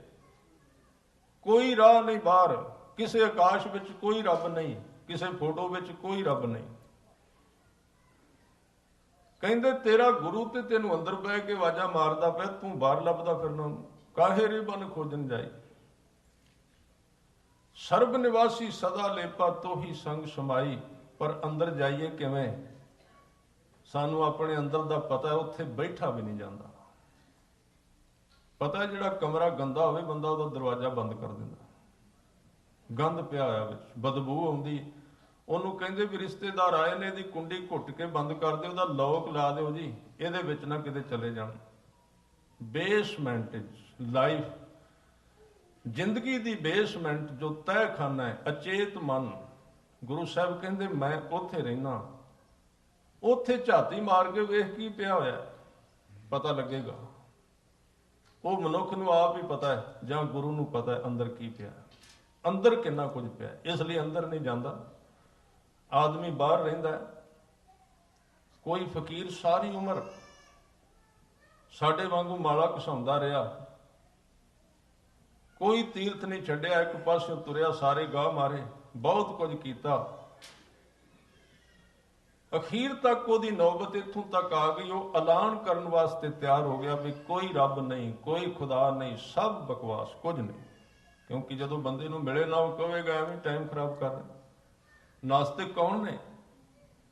ਨਾਸਤਿਕ ਕੋਈ ਨੇ ਜਿਹੜੇ ਆਸਤਿਕ ਫੇਲ ਹੋਏ ਨੇ, ਉਹ ਹੀ ਨਾਸਤਿਕ ਬਣੇ ਨੇ, ਹੋਰ ਬਾਹਰੋਂ ਨਹੀਂ ਆਏ। ਔਰ ਰੂਸ ਸਾਰਾ ਜਿਹੜਾ ਸੋਵੀਅਤ ਸੰਘ, ਹੁਣ ਤੇ ਫਿਰ ਉਹ ਧਰਮ ਵੱਲ ਤੁਰ ਪਏ। ਇਹ ਕਮਿਊਨਿਸਟ ਕਿਉਂ ਹੋਏ ਸੀ?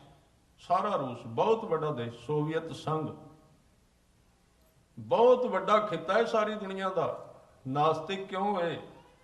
ਕਿਉਂਕਿ ਉਹਨਾਂ ਦੇ ਅੱਗੇ ਜਿਹੜੇ ਤੁਰਨ ਵਾਲੇ ਪਾਦਰੀ ਸਨ ਨਾ, ਉਹਨਾਂ ਨੇ ਸ਼ੰਕੇ ਤੇ ਬਹੁਤ ਬੋਲਿਆ ਵੀ ਖੁਦਾ ਹੈ ਕਿ ਨਹੀਂ ਹੈ, ਤੇ ਬੰਦਾ ਨੈਗੇਟਿਵ ਨੂੰ ਚੁਣ ਲੈਂਦਾ, ਨੈਗੇਟਿਵ ਨੂੰ ਪਕੜ ਲੈਂਦਾ ਵੀ ਰੱਬ ਹੈ ਕਿ ਨਹੀਂ ਹੈ।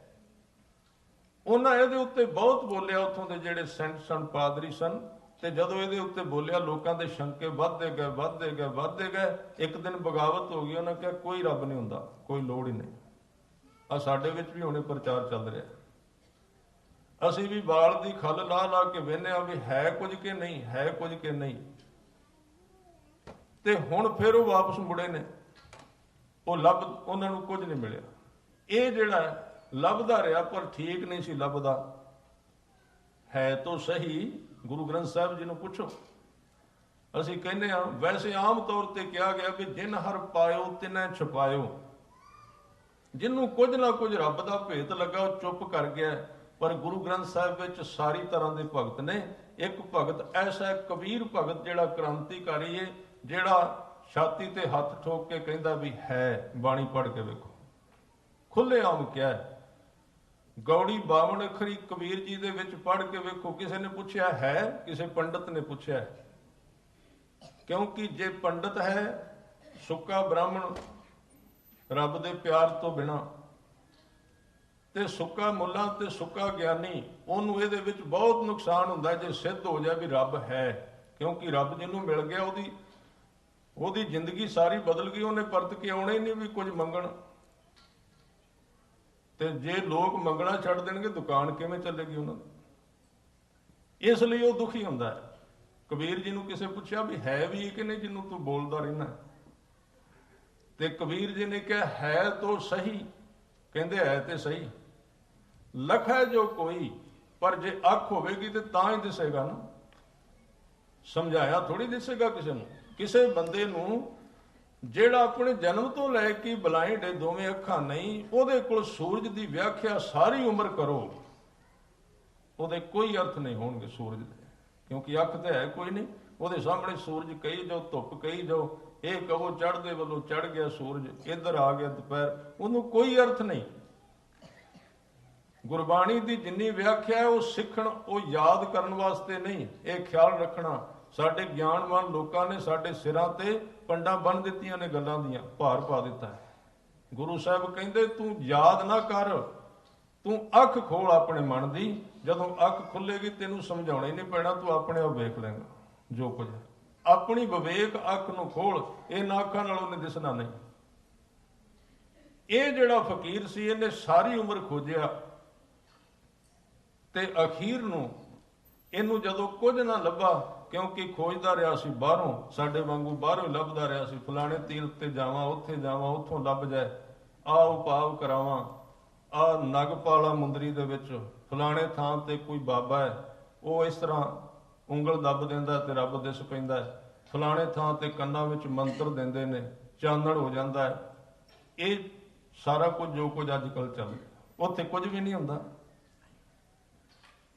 ਇਹ ਜਦੋਂ ਪੂਰੀ ਤਰ੍ਹਾਂ ਅੱਕ ਗਿਆ, ਨਿਰਾਸ਼ ਹੋ ਗਿਆ, ਕਹਿੰਦੇ ਰੱਬ ਨੂੰ ਤਰਸ ਆਇਆ ਵੀ ਇਸ ਬੰਦੇ ਨੇ ਸਾਰੀ ਉਮਰ ਮੇਰੇ ਵਾਸਤੇ ਲਾ ਦਿੱਤੀ, ਪਰ ਇਹਨੂੰ ਪੂਰਾ ਰਾਹ ਨਹੀਂ ਮਿਲਿਆ, ਇਹਨੇ ਠੀਕ ਥਾਂ ਤੋਂ ਲੱਭੀ ਹੀ ਨਹੀਂ।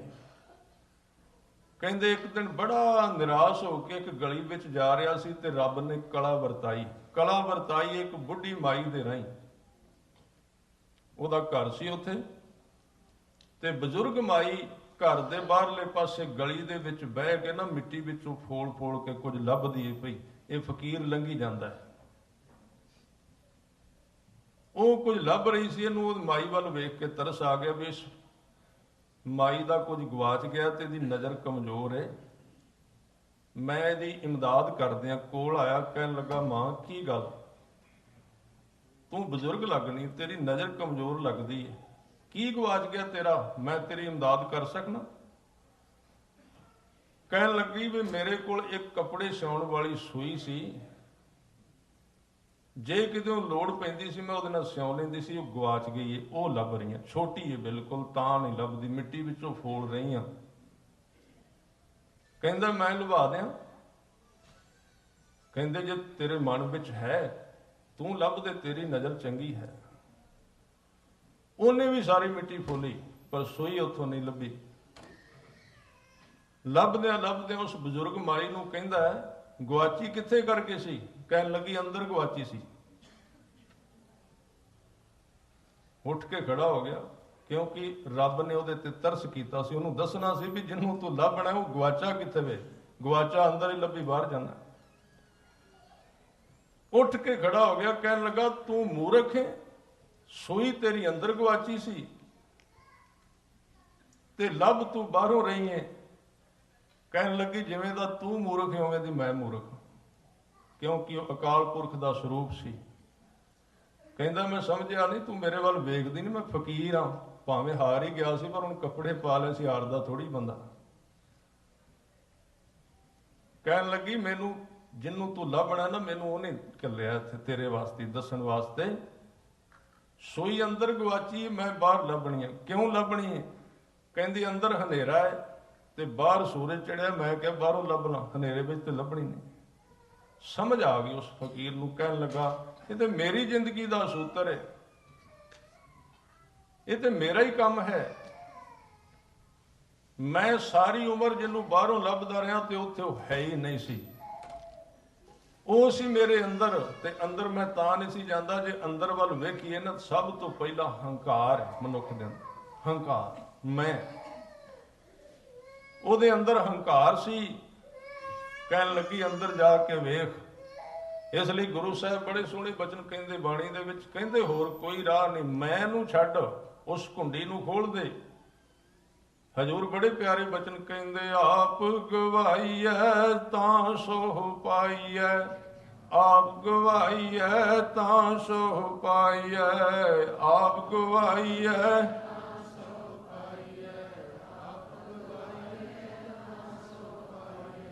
ਆਪ ਗਵਾਈਐ ਤਾਂ ਸੋ ਪਾਈਐ, ਆਪ ਗਵਾਈਐ ਤਾਂ ਸੋ ਪਾਈਐ।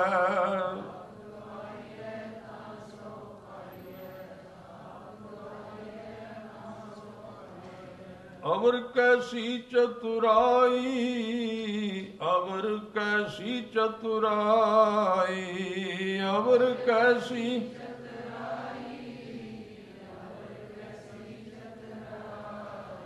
ਭਗਤ ਤਿਰਲੋਚਨ ਨਾਮਦੇਵ ਜੀ ਨੂੰ ਪੁੱਛਦੇ ਵੀ ਮੇਰੀ ਵੀ ਕਰ ਬੇਨਤੀ, ਵੀ ਮੈਂ ਵੀ ਓਨਾ ਹੀ ਜਪਣਾ ਜਿੰਨਾ ਤੂੰ ਜਪਣਾ, ਕਈ ਵਾਰੀ ਤੇਰੇ ਨਾਲੋਂ ਘੰਟਾ ਵੱਧ ਲਾਈਦਾ, ਮੇਰੇ ਨਾਲ ਰੱਬ ਨੂੰ ਕੀ ਈਰਖਾ ਹੈ? ਕਹਿੰਦੇ ਮੈਂ ਪੁੱਛਾਂਗਾ। ਤੇ ਨਾਮਦੇਵ ਜੀ ਨੇ ਦੂਜੇ ਦਿਨ ਆ ਕੇ ਕਿਹਾ ਵੀ ਕੱਲ ਮੈਂ ਪੁੱਛਿਆ ਸੀ ਵੀ ਤਿਰਲੋਚਨ ਭਗਤੀ ਬਹੁਤ ਕਰਦਾ, ਉਹਦੇ ਵੱਲੋਂ ਬੇਨਤੀ ਹੈ ਜੀ। ਉਹ ਕਹਿੰਦਾ ਵੀ ਮੈਨੂੰ ਦਰਸ਼ਨ ਕਿਉਂ ਨਹੀਂ ਦਿੰਦੇ? ਕਹਿੰਦੇ ਵੀ ਆਪਣਾ ਸੁਨੇਹਾ ਸੁਣ ਲੈ। ਕਹਿੰਦੇ ਵੀ ਅਕਾਲ ਪੁਰਖ ਨੇ ਕਿਹਾ ਵੀ ਤਿਰਲੋਚਨ ਭਗਤੀ ਤਾਂ ਬੜੀ ਕਰਦਾ, ਪਰ ਦਾਵਾ ਕਰਦਾ ਭਗਤੀ ਕਰਕੇ ਵੀ ਹੁਣ ਤਾਂ ਰੱਬ ਮੇਰੇ ਹੱਥਾਂ ਵਿੱਚ ਹੀ ਹੈ, ਬਸ ਇੰਨੇ ਘੰਟੇ ਲਾ ਦਿੱਤੇ ਨੇ ਮੈਂ। ਉਹਨੇ ਕਿਹਾ ਉਹਨੂੰ ਕਈ ਘੰਟਿਆਂ ਦੀ ਗੱਲ ਛੱਡ, ਭਾਵੇਂ 100 ਜਨਮ ਲਾ ਦੇ, ਮੈਂ ਇਸ ਤਰ੍ਹਾਂ ਹੱਥ ਵਿੱਚ ਨਹੀਂ ਆਉਣਾ, ਜੋ ਮਰਜ਼ੀ ਕਰ ਲੈ, ਉੱਥੇ ਨਹੀਂ ਪ੍ਰਵਾਹ। ਜੇ ਜਾਣਾ ਸਹੁ ਨੰਡੜਾ, ਬਾਬਾ ਫਰੀਦ ਸਾਹਿਬ, ਉਹ ਬੇਪਰਵਾਹ ਹੈ। ਉੱਥੇ ਪਤਾ ਨਹੀਂ ਕਿੰਨੇ ਕੁ ਤੁਰੇ ਫਿਰਦੇ ਨੇ, ਆਪਾਂ ਆਪਣੀ ਤੌਰ ਤੇ ਤੁਰੇ। ਗੁਰੂ ਸਾਹਿਬ ਨੇ ਤਾਂ ਕਿਹਾ ਹੈ, ਜਪਜੀ ਸਾਹਿਬ ਵਿੱਚ ਤੁਸੀਂ ਪੜ੍ਹੋਗੇ ਨਾ, ਸਾਡੇ ਹੰਕਾਰ ਨੂੰ ਤੋੜਨ ਵਾਸਤੇ ਹੋਰ ਵੀ ਦੁਨੀਆ ਦੱਸੀਏ। ਉਹ ਕਹਿੰਦੇ ਅਸੰਖ ਜਪ, ਕੱਲਾ ਤੂੰ ਨਹੀਂ ਜਪੀ ਵੀ ਇੱਕ ਦਿਨ ਰਾਤ ਲਾ ਦੇ। ਕਹਿੰਦੇ ਵੀ ਰੈਣ ਸੁਬਾਈ ਹੋ ਗਈ, ਉਧਰ ਤੁਰ ਕੇ ਵੇਖ ਜਰਾ, ਜਿੱਥੇ ਰਾਤ ਤੇ ਦਿਨ ਬਰਾਬਰ ਹੋਏ ਪਏ ਨੇ। ਚੰਗਾ ਹੈ ਜਿੰਨਾ ਕਰੇ, ਮਾੜਾ ਨਹੀਂ। ਕਹਿੰਦੇ ਅਸੰਖ ਜਪ, ਅਸੰਖਾਂ ਹੀ ਜਪ ਰਹੇ ਨੇ, ਪਤਾ ਨਹੀਂ ਕਿੱਥੇ ਕਿੱਥੇ ਜਪ ਰਹੇ ਨੇ, ਕਿਸੇ ਨੂੰ ਪਤਾ ਹੀ ਕੋਈ ਨਹੀਂ, ਜਿਵੇਂ ਲਗਾਤਾਰ ਮੀਂਹ ਪਈ ਜਾ ਰਿਹਾ, ਇੰਨੇ ਜਪੀ ਨੇ। ਅਸੰਖ ਜਪ ਅਸੰਖ ਭਾਓ, ਕੱਲਾ ਤੇਰੇ ਅੰਦਰ ਹੀ ਪਿਆਰ ਨਹੀਂ, ਰੱਬ ਲਈ ਹੋਰ ਬੜੇ ਖੜੇ ਨੇ ਉੱਥੇ, ਲਾਈਨ ਲੱਗੀ ਹੋਈ ਹੈ। ਸੰਖ ਜਪ ਸੰਖ ਭਾਓ, ਸੰਖ ਪੂਜਾ, ਸੰਖ ਤਪ ਤਾਓ, ਅਸੰਖ ਗ੍ਰੰਥ ਮੁਖ ਵੇਦ ਪਾਠ, ਅਸੰਖ ਜੋਗ ਮਨ ਰਹਿ ਉਦਾਸ, ਸੰਖ ਭਗਤ ਗੁਣ ਗਿਆਨ ਵਿਚਾਰ, ਸੰਖ ਸਤੀ ਸੰਖ ਦਾ ਤਾਰ। ਇਹ ਅਸੰਖ ਦਾ ਮਤਲਬ ਹੁੰਦਾ ਵੀ ਗਿਣੇ ਹੀ ਨਹੀਂ ਜਾਂਦੇ। ਤੇ ਜਦੋਂ ਇਹ ਪਤਾ ਲੱਗੇਗਾ ਨਾ ਵੀ ਗਿਣੇ ਨਹੀਂ ਜਾਂਦੇ, ਉਦੋਂ ਸਾਡਾ ਹੰਕਾਰ ਟੁੱਟ ਜਾਏਗਾ। ਪਤਾ ਲੱਗੇਗਾ ਵੀ ਮੈਂ ਤਾਂ ਕੁਝ ਵੀ ਨਹੀਂ ਉੱਥੇ। ਇੱਥੇ ਭੁੱਖੇ ਮੁੱਲਾਂ ਘਰੇ ਹੀ ਮਸੀਤ ਬਣਾਈ ਹੋਈ ਸੀ, ਬਾਹਰ ਨਿਕਲ ਕੇ ਪਤਾ ਲੱਗਾ ਵੀ ਉੱਥੇ ਤੇ ਵਿਕਦਾ ਹੀ ਕੁਝ ਨਹੀਂ, ਜੋ ਕੁਝ ਮੇਰੇ ਕੋਲ ਉੱਥੇ ਹੈ ਹੀ ਕੁਝ ਨਹੀਂ। ਇਹ ਉਹ ਦੁਨੀਆ ਹੈ। ਤੁਸੀਂ ਇੱਕ ਕਹਾਣੀ ਸੁਣੀ ਹੋਵੇਗੀ, ਸਾਖੀ। ਬਾਬੇ ਫਰੀਦ ਨੂੰ ਉਸ ਲੜਕੀ ਨੇ ਕਿਹਾ ਸੀ, ਕਈ ਵਾਰੀ ਅਸੀਂ ਮਾਣ ਵਿੱਚ ਆ ਜਾਂਦੇ ਹਾਂ ਵੀ 4 ਕੁ ਵਲ ਜਿਹਾ ਪਾ ਕੇ ਬਾਬਾ ਫਰੀਦ ਬੰਦਗੀ ਕਰਕੇ ਮੁੜ ਰਹੇ ਸਨ ਤੇ ਕਰਮਖੰਡ ਕੀ ਬਾਣੀ ਜੋਰ ਤਾਕਤ ਆ ਗਈ ਰਸਨਾ ਵਿੱਚ, ਜੋ ਕਹਿੰਦੇ ਉਹ ਹੀ ਹੋਈ ਜਾਂਦਾ। ਕਿਤੇ ਸ਼ਬਦ ਨਿਕਲ ਗਿਆ, ਕਿਉਂਕਿ ਜਾਂ ਕਾ ਕਹਿਆ ਦਰਗਾਹ ਚੱਲੇ, ਵਰਤਨ ਲੱਗ ਪੈਂਦਾ ਉਹਨਾਂ ਦੀ, ਲੋਕਾਂ ਉਹਨਾਂ ਦੀ ਰਸਨਾ ਵਿੱਚ ਤਾਕਤ ਆ ਜਾਂਦੀ। ਕਿਤੇ ਤੁਰਦਿਆਂ 4 ਚਿੜੀਆਂ ਬੈਠੀਆਂ ਸੀ, ਕਹਿੰਦੇ ਮਰ ਗਈਆਂ, ਸਮਝਣ ਵਾਸਤੇ ਇਹਦੇ ਵਿੱਚ ਨਾ ਪੈਣਾ ਵੀ ਗੁਰਮਤ ਵਿੱਚ ਕਰਾਮਾਤ ਹੈ ਕਿ ਨਹੀਂ। ਹੁਣ ਇਹ ਵੀ ਬਹੁਤ ਚੱਕਰ ਪਿਆ ਵੀ ਇਸ ਤਰ੍ਹਾਂ ਦੀ ਗੱਲ ਸੁਣਾਓ ਨਾ ਤੇ ਜਿਹੜੇ ਕਈ ਸੱਜਣ ਵਿਚਾਰੇ ਉੱਠ ਕੇ ਤੁਰ ਜਾਂਦੇ, ਕਹਿੰਦੇ ਅੰਧ ਵਿਸ਼ਵਾਸ ਸੁਣਾਈ ਜਾਂਦੇ ਹੋ। ਉਹ ਗੱਲ ਤਾਂ ਸਿਰਫ ਸਮਝਣ ਦੀ ਹੈ, ਸਮਝਣ ਵਾਸਤੇ ਇਸ਼ਾਰੇ ਕੀਤੇ ਗਏ ਨੇ। ਬਾਬੇ ਫਰੀਦ ਨੇ ਸੋਚਿਆ ਵੀ ਹੁਣ ਤੇ ਕਾਫੀ ਗੱਲ ਚੱਲਦੀ ਹੈ, ਗੱਲ ਬਹੁਤ ਉੱਚੀ ਹੋ ਗਈ, ਮੈਂ ਜੋ ਕਹਿਣਾ ਉੱਥੇ ਚਿੜੀਆਂ ਮਰ ਗਈਆਂ 4 ਕਹਿਣ ਨਾਲ। ਅੱਗੇ ਤੁਰਿਆ ਜਾਂਦਾ ਸੀ, ਇੱਕ ਮਾਈ ਨੌਜਵਾਨ ਬੀਬੀ ਖੂਹ ਵਿੱਚੋਂ ਕੱਢ ਕੇ ਪਾਣੀ ਬਾਹਰ ਡੋਲੀ ਜਾਂਦੀ। ਇਹਨਾਂ ਨੂੰ ਪਿਆਸ ਲੱਗੀ, ਨੇੜੇ ਜਾ ਕੇ ਪਾਣੀ ਮੰਗਿਆ, ਉਹਨੇ ਧਿਆਨ ਨਹੀਂ ਦਿੱਤਾ। ਫਿਰ ਗੁੱਸੇ ਵਿੱਚ ਥੋੜੇ ਜਾ ਕੇ ਕਿਹਾ, ਕਹਿਣ ਲੱਗਾ ਬੀਬੀ ਤੈਨੂੰ ਪਾਣੀ ਮੰਗਿਆ, ਤੂੰ ਡੋਲੀ ਜਾਨੀ ਬਿਨਾਂ ਕੰਮ ਤੋਂ ਜ਼ਮੀਨ ਤੇ, ਤੂੰ ਪਾਣੀ ਕਿਉਂ ਨਹੀਂ ਪਿਆਉਂਦੀ। ਤੇ ਉਸ ਨੌਜਵਾਨ ਬੱਚੀ ਨੇ ਥੋੜਾ ਜਿਹਾ ਰੁਕ ਕੇ ਅੱਖ ਚੁੱਕ ਕੇ ਬਾਬੇ ਫਰੀਦ ਵੱਲ ਅੱਖ ਭਰ ਕੇ ਵੇਖਿਆ। ਉਹਦੀਆਂ ਅੱਖਾਂ ਦੇ ਵਿੱਚ ਪ੍ਰਭਾਵ ਸੀ।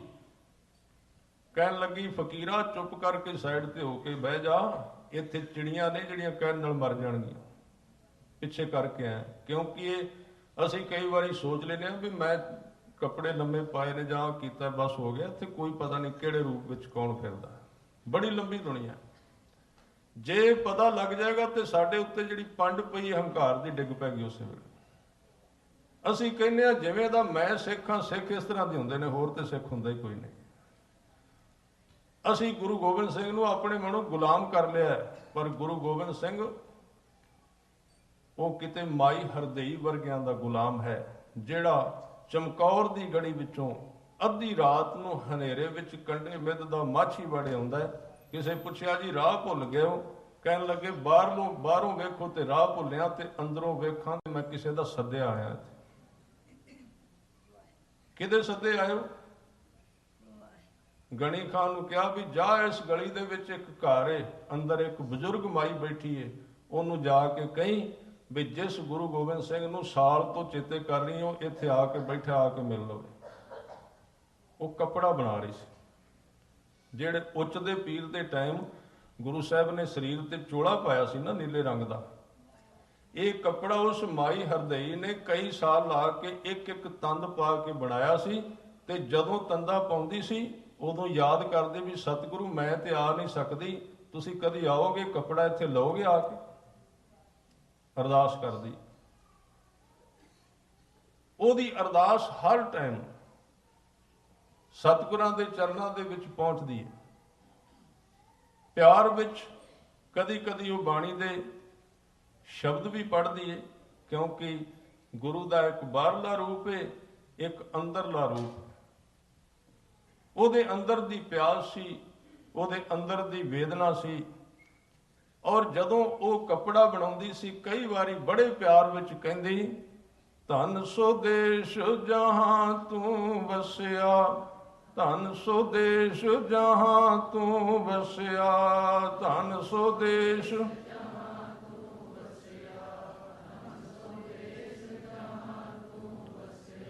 ਧਨ ਸੋ ਦੇਸ਼ ਜਹਾਂ ਤੂੰ ਵਸਿਆ, ਧਨ ਸੋ ਦੇਸ਼ ਜਹਾਂ ਤੂੰ ਵਸਿਆ।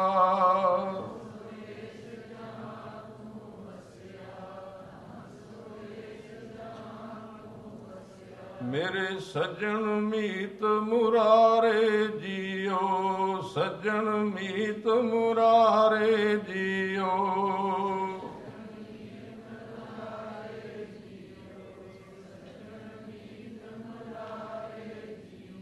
ਇਹਨੂੰ ਕੋਈ ਇਸ ਤਰ੍ਹਾਂ ਦੀਆਂ ਗੱਲਾਂ ਨਹੀਂ ਆਉਂਦੀਆਂ, ਸਿੱਧੀ ਸਾਦੀ ਏ, ਅੰਦਰੋਂ ਬਾਹਰੋਂ ਇੱਕ ਹੋਈ ਪਈ।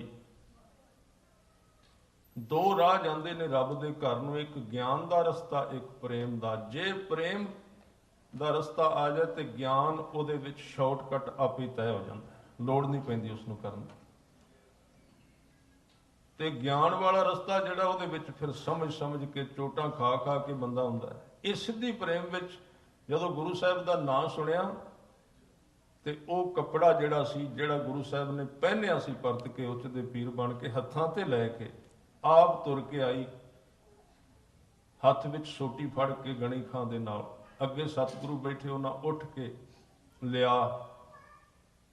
ਹਜ਼ੂਰ ਨੇ ਕਿਹਾ ਮਾਈ ਤੇਰੇ ਵਾਸਤੇ ਇਧਰੋਂ ਦੀ ਆਉਣਾ ਪਿਆ, ਜੇ ਕੋਈ ਬੁਲਾਏ। ਅੱਜ ਵੀ ਉਹੀ ਗੁਰੂ ਦੂਰ ਨਹੀਂ ਹੈ, ਅੱਜ ਵੀ ਉਹੀ ਹੈ। ਕਿਸੇ ਨੇ ਕਿਹਾ ਸੀ ਵੀ ਇਹ ਸਾਖੀ ਹੈ ਕਿ ਨਹੀਂ, ਵੀ ਬੇਬੇ ਨਾਨਕੀ ਨੇ ਪ੍ਰਸ਼ਾਦਾ ਪਕਾਇਆ ਤੇ ਗੁਰੂ ਨਾਨਕ ਨੇ ਆ ਕੇ ਛਕਿਆ। ਮੈਂ ਪਹਿਲਾਂ ਕਹਿ ਚੁੱਕਾ ਵੀ ਇਹ ਹੁਣ ਸਭ ਚੱਲਦਾ ਵੀ ਹੈ ਕਿ ਨਹੀਂ, ਹੈ ਕਿ ਨਹੀਂ। ਇਹ ਬਿਮਾਰੀ ਸ਼ੁਰੂ ਹੋ ਗਈ। ਇਸ ਤਰ੍ਹਾਂ ਹੋ ਸਕਦਾ ਵੀ ਗੁਰੂ ਪ੍ਰਸ਼ਾਦਾ ਆ ਕੇ ਏਡੀ ਦੂਰੋਂ ਛਕਦਾ ਹੈ। ਜਿਹਨੂੰ ਪੁੱਛਿਆ ਸੀ ਉਹਨੇ ਜਵਾਬ ਦਿੱਤਾ, ਕਹਿਣ ਲੱਗੇ ਪਕਾਉਣ ਵਾਲੀ ਕੋਈ ਨਹੀਂ ਰਹਿ, ਗੁਰੂ ਤੇ ਅੱਜ ਵੀ ਛਕਣ ਨੂੰ ਤਿਆਰ ਹੈ। ਉਸ ਤਰ੍ਹਾਂ ਦਾ ਪਕਾਉਂਦਾ ਕੋਈ ਨਹੀਂ। ਸ਼ੱਕ ਜ਼ਿਆਦਾ ਹੋ ਗਿਆ, ਬੰਦਾ ਘੱਟ ਰਹਿ ਗਿਆ, ਬੇਵਿਸ਼ਵਾਸੀ ਜ਼ਿਆਦਾ ਹੋ ਗਈ। ਉਹਦੇ ਪਿਆਰ ਵਿੱਚ ਬੱਝਾ ਹੋਇਆ ਹੈ ਗੁਰੂ, ਉਹਦੇ ਵਾਸਤੇ ਕੋਈ ਫਾਰਮੈਲਿਟੀ ਕੰਮ ਨਹੀਂ ਕਰਦੀ, ਬਾਹਰਲਾ ਹਿੱਸਾ ਕੰਮ ਨਹੀਂ ਕਰਦਾ, ਉਹ ਅੰਦਰ ਨੂੰ ਪੜ੍ਹਦਾ ਹੈ, ਡੂੰਘੇ ਥਾਂ ਨੂੰ ਵਹਿੰਦਾ ਹੈ, ਤੇ ਜਿਹਦੇ ਅੰਦਰ ਪ੍ਰੇਮ ਪੈਦਾ ਹੋ ਜਾਏ। ਮੈਂ ਜਿਹੜੀ ਬੇਨਤੀ ਸਾਂਝੀ ਕਰ ਰਿਹਾ ਸੀ ਕਿ ਜਦੋਂ ਅੰਦਰੋਂ ਉਹਦੇ ਵਰਗਾ ਹੋ ਜਾਏ, ਤੇ ਭਗਤ ਤਿਰਲੋਚਨ ਜੀ ਨੂੰ ਨਾਮਦੇਵ ਕਹਿੰਦੇ ਵੀ ਤੂੰ ਜਿਹੜੀ ਬੰਦਗੀ ਕਰਦਾ ਉਹ ਬੰਦਗੀ ਨਹੀਂ ਮਾੜੀ, ਉਹ ਚੰਗੀ ਹੈ, ਪਰ ਤੂੰ ਦਾਵਾ ਕਰ ਲੈਂਦਾ। ਬੰਦਗੀ ਕਰਕੇ ਦਾਵਾ ਨਹੀਂ ਕਰਨਾ, ਆਪਣੇ ਆਪ ਨੂੰ ਘੋਲਣਾ ਵਿੱਚ ਉਹਦੇ, ਆਪਣੇ ਆਪ ਨੂੰ ਮਿਟਾਉਣਾ ਉਹਦੇ ਵਿੱਚ, ਆਪਣੇ ਆਪ ਨੂੰ ਲੀਨ ਕਰਨਾ ਹੈ, ਨਾ ਕਿ ਆਪਣੀ ਹੋਂਦ ਵੱਖਰੀ। ਇਹ ਤਾਂ ਮਾਰਗ ਹੀ ਇਸ ਤਰ੍ਹਾਂ ਦਾ ਹੈ, ਇੱਕੋ ਹੀ ਤੇ ਰਾਹ ਹੈ ਜਿਹਦੇ ਵਿੱਚ ਦੋ ਤੋਂ ਇੱਕ ਹੋ ਜਾਂਦੇ ਨੇ। ਜਿਵੇਂ ਦਾ ਗੁਰੂ ਹੈ ਉਵੇਂ ਦਾ ਹੀ ਸਿੱਖ, ਦੋਵਾਂ ਦਾ ਵਖਰੇਵਾ ਰਹਿੰਦਾ ਨਹੀਂ, ਦੋਵੇਂ ਇੱਕ ਹੋ ਜਾਂਦੇ, ਵੱਖਰੇ ਨਹੀਂ ਰਹਿੰਦੇ, ਇੱਕ ਸਰੂਪ ਬਣੇ ਦੋਵੇਂ। ਇਹ ਸੰਪੂਰਨਤਾ ਹੈ ਸਿੱਖੀ ਦੀ। ਤੇ ਜਿਸ ਥਾਂ ਤੇ ਅਸੀਂ ਆ ਕੇ ਬੈਠੇ ਹਾਂ, ਇਹ ਉਹ ਥਾਂ ਹੈ ਜਿੱਥੇ ਸਹਿਜੇ ਸਾਡਾ ਆਪਣਾ ਅੰਦਰਲਾ ਸੁਭਾਅ ਥੋੜਾ ਕਰਕੇ ਘਟਦਾ ਜਾਏ ਤੇ ਗੁਰੂ ਗ੍ਰੰਥ ਸਾਹਿਬ ਜੀ ਦਾ ਸੁਭਾਅ ਸਾਡੇ ਵਿੱਚ ਵੱਧਦਾ ਜਾਏ। ਇੱਕ ਦਿਨ ਸਾਡਾ ਸੁਭਾਅ ਨਾ ਰਵੇ, ਸਰੀਰ ਹੀ ਰਵੇ। ਉਹਨੂੰ ਕਹਿੰਦੇ ਨੇ ਗੁਰਸਿੱਖ ਦਾ ਮਤਲਬ ਸਰੀਰ ਸਿੱਖ ਦਾ, ਅੰਦਰਲਾ ਸੁਭਾਅ ਗੁਰੂ ਵਾਲਾ, ਸਾਰਾ ਗੁਰੂ ਗ੍ਰੰਥ ਸਾਹਿਬ ਜੀ ਵਾਲਾ। ਸਭ ਤੋਂ ਪਹਿਲਾਂ ਇੱਥੇ ਕੰਮ ਕਰਨਾ ਆਪਾਂ ਗੁਰੂ ਗ੍ਰੰਥ ਸਾਹਿਬ ਜੀ ਦਾ ਸੁਭਾਅ ਸਮਝਣਾ। ਮੈਂ ਉਹ ਵਿਸ਼ਾ ਕਹਿ ਦਿਆਂ, ਸਮਾਂ ਨੇੜੇ ਹੋ ਰਿਹਾ। ਤੇ ਗੁਰਦੁਆਰੇ ਵਿੱਚ ਕੀ ਚਾਹੀਦਾ, ਮੈਨੂੰ ਗੁਰਮੁਖਾਂ ਨੇ ਹੁਕਮ ਕੀਤਾ ਸੀ। ਵੈਸੇ ਗੁਰਦੁਆਰੇ ਦਾ ਸਰੂਪ ਬਹੁਤ ਮੁਕੰਮਲ ਹੈ। ਇੱਥੇ ਸਭ ਤੋਂ ਪਹਿਲਾਂ ਕੰਮ ਹੈ ਕਿ ਇੱਥੇ ਸਿੱਖ ਨੇ ਆ ਕੇ ਕਲਾਸ ਵਾਂਗੂ ਅਟੈਂਡ ਕਰਨਾ ਹੈ। ਇਹ ਨਹੀਂ ਵੀ ਫੋਨ ਵੀ ਖੁੱਲ੍ਹਾ ਹੋਇਆ ਹੈ, ਆਪਾਂ ਵਿੱਚ ਫੋਨ ਵੀ ਸੁਣ ਲੈਂਦੇ ਹਾਂ, ਪੂਰੀ ਤਰ੍ਹਾਂ ਅਟੈਂਡ ਨਹੀਂ ਕਰਦੇ, ਜਾਂ ਅਸੀਂ ਟਾਈਮ ਠੀਕ ਲੈ ਕੇ ਨਹੀਂ ਆਉਂਦੇ। ਵੈਸੇ ਗੁਰਦੁਆਰੇ ਦੇ ਵਿੱਚ ਜੇ ਕਹੋ ਤੇ ਦੋ ਹਾਲ ਚਾਹੀਦੇ ਨੇ, ਦੋ, ਇੱਕ ਦੀਵਾਨੇ ਆਮ ਤੇ ਇੱਕ ਦੀਵਾਨੇ ਖਾਸ। ਦੀਵਾਨੇ ਆਮ ਦਾ ਮਤਲਬ, ਹੁਣ ਕਈ ਸਰੀਰ ਇਸ ਤਰ੍ਹਾਂ ਦੇ ਹੁੰਦੇ ਜਿਨ੍ਹਾਂ ਸਿਰਫ ਮੱਥੇ ਟੇਕਣਾ ਹੁੰਦਾ, ਕਈ ਇਸ ਤਰ੍ਹਾਂ ਦੇ ਹੁੰਦੇ ਜਿਨ੍ਹਾਂ 5 ਮਿੰਟ ਬਹਿਣਾ, ਜਾਂ ਕਈਆਂ ਦਾ ਇਹ ਮਨ ਹੁੰਦਾ ਵੀ ਪਾਠ ਕਰ ਲਈਏ ਬੈਕ। ਲੋੜ ਤੇ ਉਹਨਾਂ ਦੇ ਵੀ ਹੈ, ਆਪਾਂ ਉਹਨਾਂ ਨੂੰ ਬੰਦ ਨਹੀਂ ਕਰ ਸਕਦੇ, ਕਿਉਂਕਿ ਆਪਣੀ ਮਰਜ਼ੀ ਦੇ ਅਨੁਸਾਰ ਇੱਥੇ। ਪਰ ਉਹਦੇ ਵਾਸਤੇ ਦੀਵਾਨੇ ਆਮ, ਯਾਨੀ ਕਿ ਆਮ ਪ੍ਰਕਾਸ਼ ਹੋਵੇ ਗੁਰੂ ਗ੍ਰੰਥ ਸਾਹਿਬ ਜੀ ਦਾ, ਇੱਕ ਦੀਵਾਨ ਦੇ ਵਿੱਚ ਆਮ ਪ੍ਰਕਾਸ਼, ਉੱਥੇ ਸਿਰਫ ਆਉਣ ਜਾਣ ਹੋਵੇ। ਤੇ ਇੱਕ ਦੀਵਾਨੇ ਖਾਸ। ਦੀਵਾਨੇ ਖਾਸ ਦਾ ਮਤਲਬ ਹੈ ਉੱਥੇ ਜਿਹਨੇ ਆਉਣਾ ਟਾਈਮ ਲੈ ਕੇ ਅੰਦਰ ਆਵੇ ਵੀ ਮੈਂ ਇੰਨਾ ਚਿਰ ਬਹਿਣਾ ਹੈ ਤੇ ਮੈਂ ਸੁਣਨਾ ਹੈ।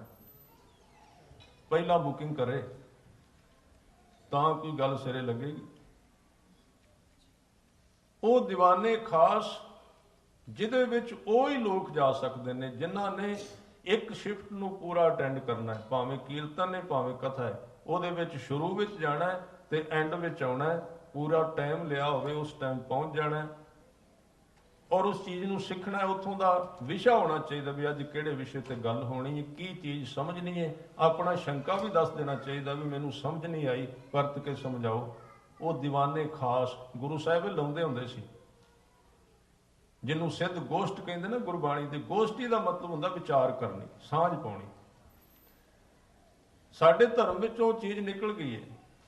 ਆ ਜਿਹੜੇ ਮਜ਼ਹਬ ਤੇ ਨਹੀਂ ਕਹਿ ਸਕਦੇ, ਛੋਟੇ ਛੋਟੀਆਂ ਲਹਿਰਾਂ ਜੀਆਂ ਨੇ ਪੰਜਾਬ ਦੀ ਧਰਤੀ ਵਿੱਚ। ਆ 2-3 ਗੁਰੂ ਨੇ, ਰਾਧਾ ਸੁਆਮੀ ਹੈ, ਨਿਰੰਕਾਰੀ ਨੇ, ਹੋਰ ਇਹ ਨੇ।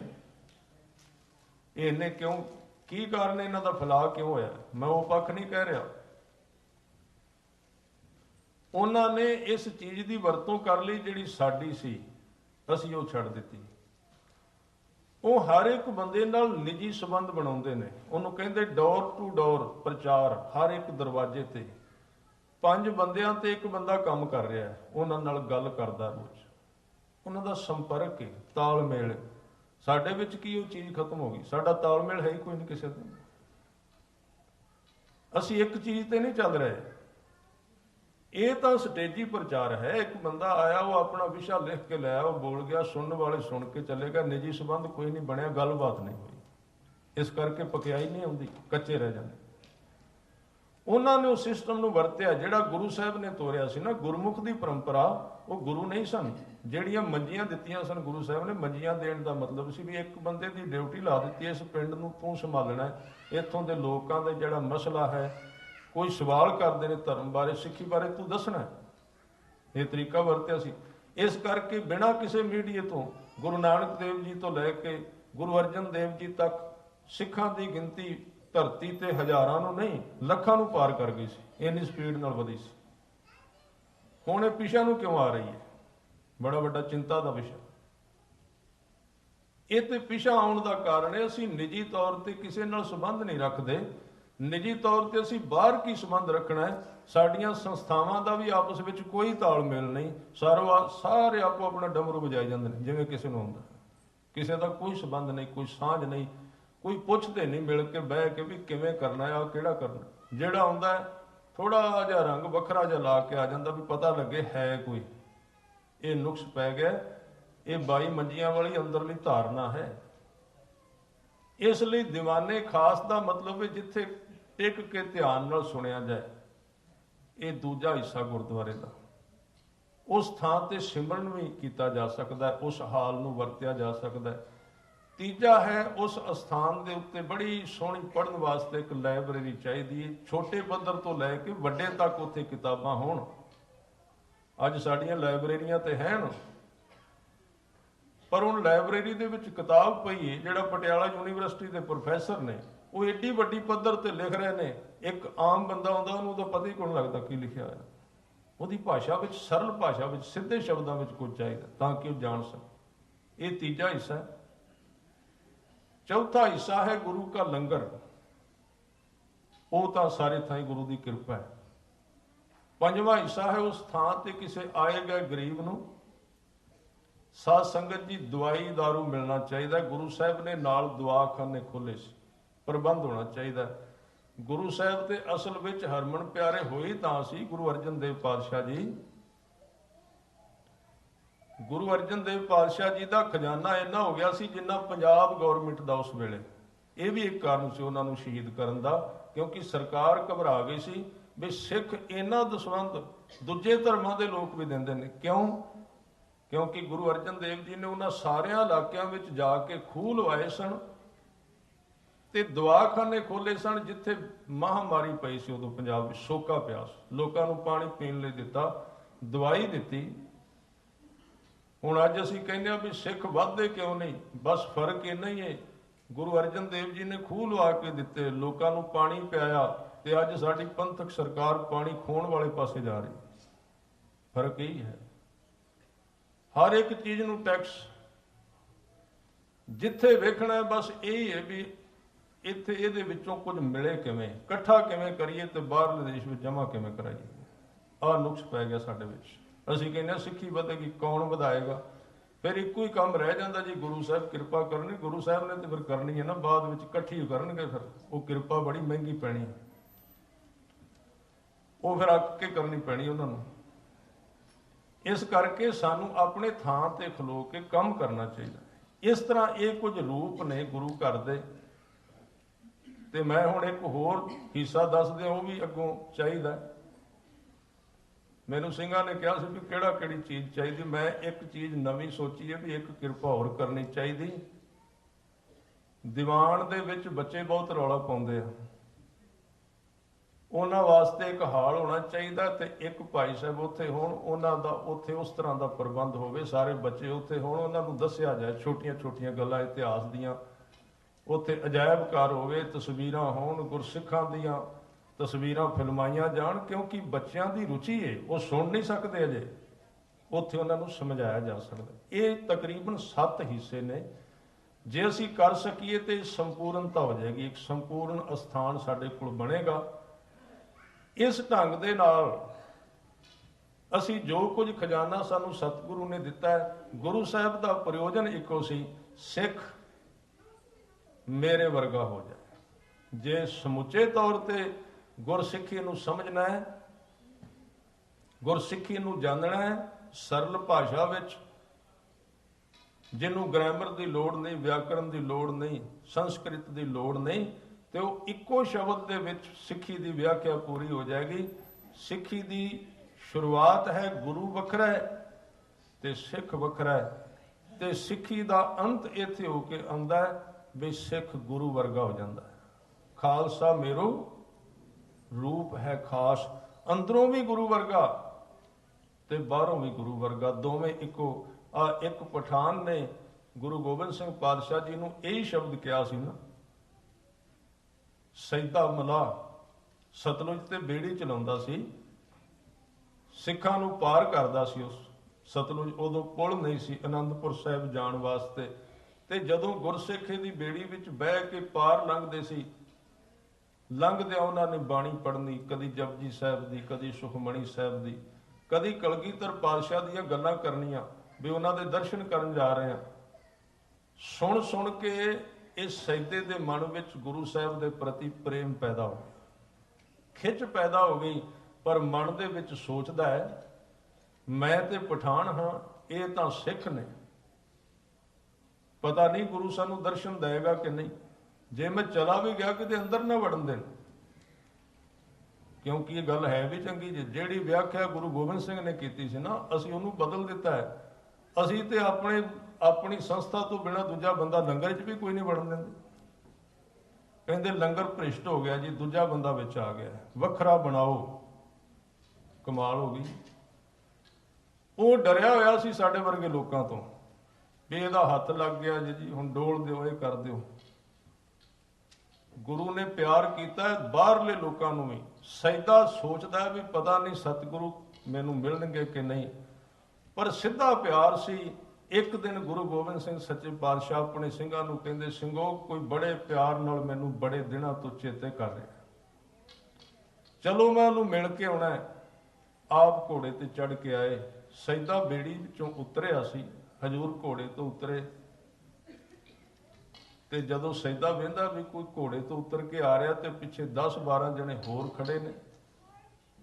याद आ गया भी सिख कहते सन भी गुरु गोबिंद सिंह इस तरह के ने, कलगी लाउंदे ने, दस्तार बन्नदे, बड़े सोहणे लगदे ने। भुलेखा पिया, सतगुरां वल वेखी जांदा है, उन्होंने स्पष्ट नहीं हुंदा भी ये गुरु गोबिंद सिंह पातशाह ने। ते हजूर ने आप ही क्या कहते, सैदिया कई दिनों तो तू मैनू सौण नहीं दिता आराम नाल, इन्ना याद करना है, ते अज मैं तेनू मिलने वास्ते आया, ते अजे दुविधा विच पिया है, मैं वो ही अज नूं तू याद करदा रहा। अगे होके झुकिया, सतगुरां ने बेड़ी विच इहदे सफर कीता, इहने जदों बाहर आके छड्डिया ते हजूर ने अपने खीसे विच हथ पाए, मोहरां कड्डियां, कहण लगे फड़ अपना किराया बेड़ी दा। ते सैदा कहंदा महाराज मैं किराया नहीं लेना। महाराज कहंदे क्यों? जिहड़ी मैं गल कर रहा सी भी गुरु ते सिख दी जात इक्को है। कहंदे मैं किराया नहीं लेना। कहंदे क्यों? कहण लगे महाराज तुहाडी ते मेरी जात इक्को है। जात? कहंदे तेरी जात? ਤੇ ਮੇਰੀ ਜਾਤ? ਕਹਿੰਦੇ ਹਾਂ। ਤੁਸੀਂ ਵੀ ਮਿਲਾਓ ਤੇ ਮੈਂ ਵੀ ਮਿਲਾਂ। ਕਹਿੰਦੇ ਇਹ ਕਿਵੇਂ? ਕਹਿੰਦੇ ਮੈਂ ਇਸ ਝੂਠੇ ਜਗਤ ਤੇ ਝੂਠੇ ਦਰਿਆ ਦਾ ਮਲਾਹ ਵਾਂ, ਇੱਥੋਂ ਲੋਕਾਂ ਨੂੰ ਪਾਰ ਲੰਘਾਉਣਾ, ਤੇ ਤੁਸੀਂ ਉਸ ਪਾਰਲੀ ਦੁਨੀਆ ਦੇ ਦਰਿਆ ਦੇ ਮਲਾਹ ਸਤਿਗੁਰੂ ਪੈਸੇ ਨਾ ਦਿਓ, ਜਿੱਦਣ ਉਧਰ ਆਏਗਾ ਸਜਦਾ ਇਹਨੂੰ ਆਪਣੀ ਬੇੜੀ ਵਿੱਚ ਲੰਘਾ ਕੇ ਪਰਲੋਕ ਵਿੱਚ ਥਾਂ ਦੇ ਦਿਆ।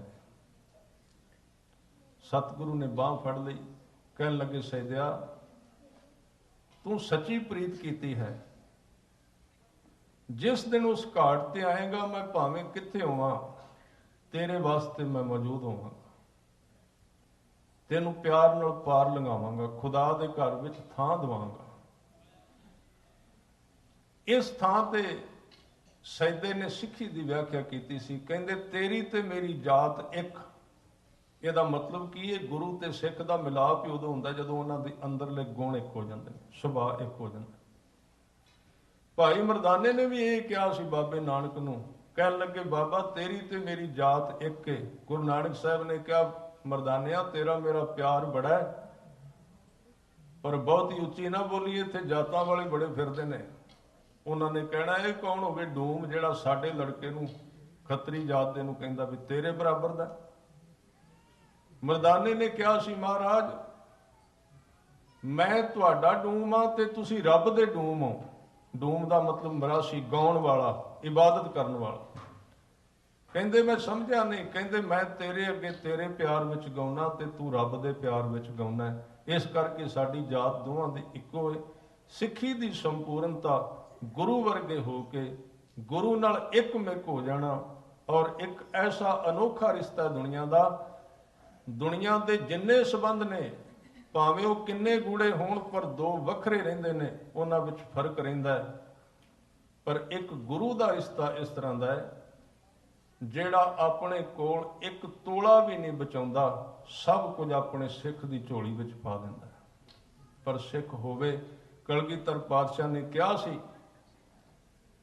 ਕਿ ਮੈਂ ਸਭ ਕੁਝ ਖਾਲਸੇ ਦੀ ਬਦੌਲਤ ਹਾਂ, ਇਨਹੀਂ ਕੀ ਕਿਰਪਾ ਕੇ ਸਜੇ ਹਮ ਹੈ, ਨਹੀਂ ਮੋਸੇ ਗਰੀਬ ਕਰੋੜ ਪਰੇ। ਤੇ ਕਿਸੇ ਸਿੱਖ ਨੇ ਮਖੌਲ ਨਾਲ ਕਿਹਾ ਮਹਾਰਾਜ ਐਵੇਂ ਕਿਤੇ ਸਾਨੂੰ ਜੰਗ ਵਿੱਚ ਲੜਾਉਣ ਵਾਸਤੇ ਟੀਕੇ ਤੇ ਨਹੀਂ ਲਾ ਰਹੇ। ਇਹ ਹੁੰਦਾ ਹੀ ਹੈ, ਪਰ ਉਹ ਗੁਰੂ ਐਸਾ ਸੀ, ਕਹਿਣ ਲੱਗੇ ਨਹੀਂ, ਅੱਜ ਮੈਂ ਕਿਹਾ ਮੈਂ ਸਾਰਾ ਕੁਝ ਤੁਹਾਨੂੰ ਦਿੱਤਾ ਹੈ, ਮੈਂ ਸਾਰਾ ਕੁਝ ਤੁਹਾਨੂੰ ਦਿੱਤਾ ਹੈ, ਕੱਲਾ ਕਿਹਾ ਨਹੀਂ, ਅੱਗੇ ਪਿਤਾ ਦਿੱਤਾ ਹੈ, ਪੁੱਤਰ ਵੀ ਦੇ ਦਿੱਤੇ, ਮਾਤਾ ਵੀ ਦੇ ਦਿੱਤੀ, ਤੇ ਚਮਕੌਰ ਦੀ ਗੜੀ ਵਿੱਚ ਖਲੋ ਕੇ ਫਿਰ ਸਤਿਗੁਰੂ ਨੇ ਜਦੋਂ ਆਪਣੀ ਦਸਤਾਰ ਵੀ ਦਿੱਤੀ ਸੀ ਨਾ ਭਾਈ ਸੰਗਤ ਸਿੰਘ ਨੂੰ, ਕਹਿਣ ਲੱਗੇ ਸਿੱਖੋ ਮੈਂ ਜੋ ਕੁਝ ਕਿਹਾ ਸੀ ਅੱਜ ਕਰਕੇ ਵਿਖਾ ਦਿੱਤਾ ਹੈ, ਬਾਕੀ ਤੇ ਸਾਰਾ ਕੁਝ ਤੁਹਾਨੂੰ ਦਿੱਤਾ ਸੀ, ਆ ਕੱਲੀ ਦਸਤਾਰ ਤੇ ਕਲਗੀ ਵੱਟੀ ਸੀ ਇਹ ਵੀ ਤੁਹਾਨੂੰ ਦੇ ਦਿੱਤੀ ਹੈ, ਇਹ ਵੀ ਤੁਹਾਡੀ। ਪਰ ਇੱਕ ਗੱਲ ਚੇਤੇ ਰੱਖਿਓ, ਦਸਤਾਰ ਦਿੱਤੀ ਇਹਨੂੰ ਸੰਭਾਲ ਕੇ ਰੱਖਿਆ ਜੇ, ਸਿਰ ਤੇ ਰੱਖਿਆ ਜੇ। ਆ ਜਿਹੜੇ ਨੌਜਵਾਨ ਕੇਸ ਕਤਲ ਕਰਦੇ ਨੇ, ਰੁਮਾਲ ਬੰਨ੍ਹਦੇ ਨੇ, ਇਹਨਾਂ ਨੂੰ ਬੇਨਤੀ ਹੈ ਵੀ ਤੁਹਾਨੂੰ ਕਲਗੀਆਂ ਵਾਲੇ ਨੇ ਦਸਤਾਰ ਦਿੱਤੀ ਸੀ, ਕਿਤੇ ਗਵਾਚ ਗਈ, ਲੱਭੋ ਜਾ ਕੇ। ਗੁਰੂ ਤੁਹਾਡੇ ਨਾਲ ਪਿਆਰ ਕਰਦਾ, ਬਗਾਨਾ ਨਹੀਂ ਸਮਝਦਾ। ਇਹ ਨਾ ਸੋਚਣਾ ਵੀ ਤੁਹਾਨੂੰ ਇੱਥੇ ਕੋਈ ਕੌੜਾ ਬੋਲਿਆ ਜਾਂਦਾ ਹੈ ਜਾਂ ਗਲਤ, ਨਹੀਂ, ਸਗੋਂ ਗੁਰੂ ਦੀ ਨਜ਼ਰ ਤੇ ਉਹਨਾਂ ਲੋਕਾਂ ਤੇ ਜ਼ਿਆਦਾ ਰਹਿੰਦੀ ਜਿਹੜੇ ਉਹਦੇ ਨਾਲ ਟੁੱਟ ਜਾਂਦੇ ਨੇ, ਕਿਉਂਕਿ ਉਹਨਾਂ ਨੂੰ ਵਾਪਸ ਲਿਆਉਣਾ ਚਾਹੁੰਦਾ, ਪਿਆਰ ਕਰਦਾ। ਇਸ ਕਰਕੇ ਸਾਰੀਆਂ ਦਾਤਾਂ ਸਤਿਗੁਰੂ ਨੇ ਸਾਨੂੰ ਦਿੱਤੀਆਂ ਨੇ, ਔਰ ਸਭ ਤੋਂ ਵੱਡੀ ਦਾਤ ਨਾਮ ਦੀ ਬੰਦਗੀ ਦੀ ਦਾਤ। ਆਓ ਅਖੀਰ ਤੇ ਇਹ ਥੋੜੇ ਮਿੰਟਾਂ ਵਾਸਤੇ ਆਪਾਂ ਜੁੜਾਂਗੇ। ਜਿਵੇਂ ਹਰ ਰੋਜ਼ ਜਿਹੜੀ ਸੰਗਤ ਪਹਿਲਾਂ ਆਉਂਦੀ ਉਹਨਾਂ ਨੂੰ ਤਰੀਕਾ ਆਉਂਦਾ, ਦੱਸਿਆ ਵੀ ਜਾਂਦਾ ਵੀ ਕਿਵੇਂ ਕਰਨਾ। ਧਿਆਨ ਲਾ ਕੇ ਪੂਰੀ ਤਰ੍ਹਾਂ ਚੌਂਕੜਾ ਮਾਰ ਕੇ ਬੈਠੋ, ਇੱਕ ਦੂਜੇ ਵੱਲ ਵੇਖਣਾ ਨਹੀਂ, ਔਰ ਇੱਕੋ ਆਵਾਜ਼ ਵਿੱਚ, ਪੂਰੀ ਆਵਾਜ਼ ਵਿੱਚ ਬੋਲ ਕੇ ਧਿਆਨ ਦੁਆਰਾ ਆਪਣੀ ਹੀ ਆਵਾਜ਼ ਨੂੰ ਸੁਣਿਆ ਜਾਂਦਾ, ਜਿਹਨੂੰ ਸਿਮਰਨ ਕਹਿੰਦੇ ਨੇ। ਔਰ ਉਹਦੇ ਵਿੱਚ ਅਰਦਾਸ ਕੀਤਿਆਂ ਗੁਰੂ ਸਾਹਿਬ ਜੀ ਦੀ ਕਿਰਪਾ ਦੁਆਰਾ ਕਾਮਯਾਬੀ ਵੀ ਪ੍ਰਾਪਤ ਹੁੰਦੀ ਹੈ। ਸਾਰਿਆਂ ਨੇ ਕਿਰਪਾ ਕਰਨੀ। ਵਾਹਿਗੁਰੂ ਵਾਹਿਗੁਰੂ ਵਾਹਿਗੁਰੂ ਵਾਹਿਗੁਰੂ ਵਾਹਿਗੁਰੂ ਵਾਹਿਗੁਰੂ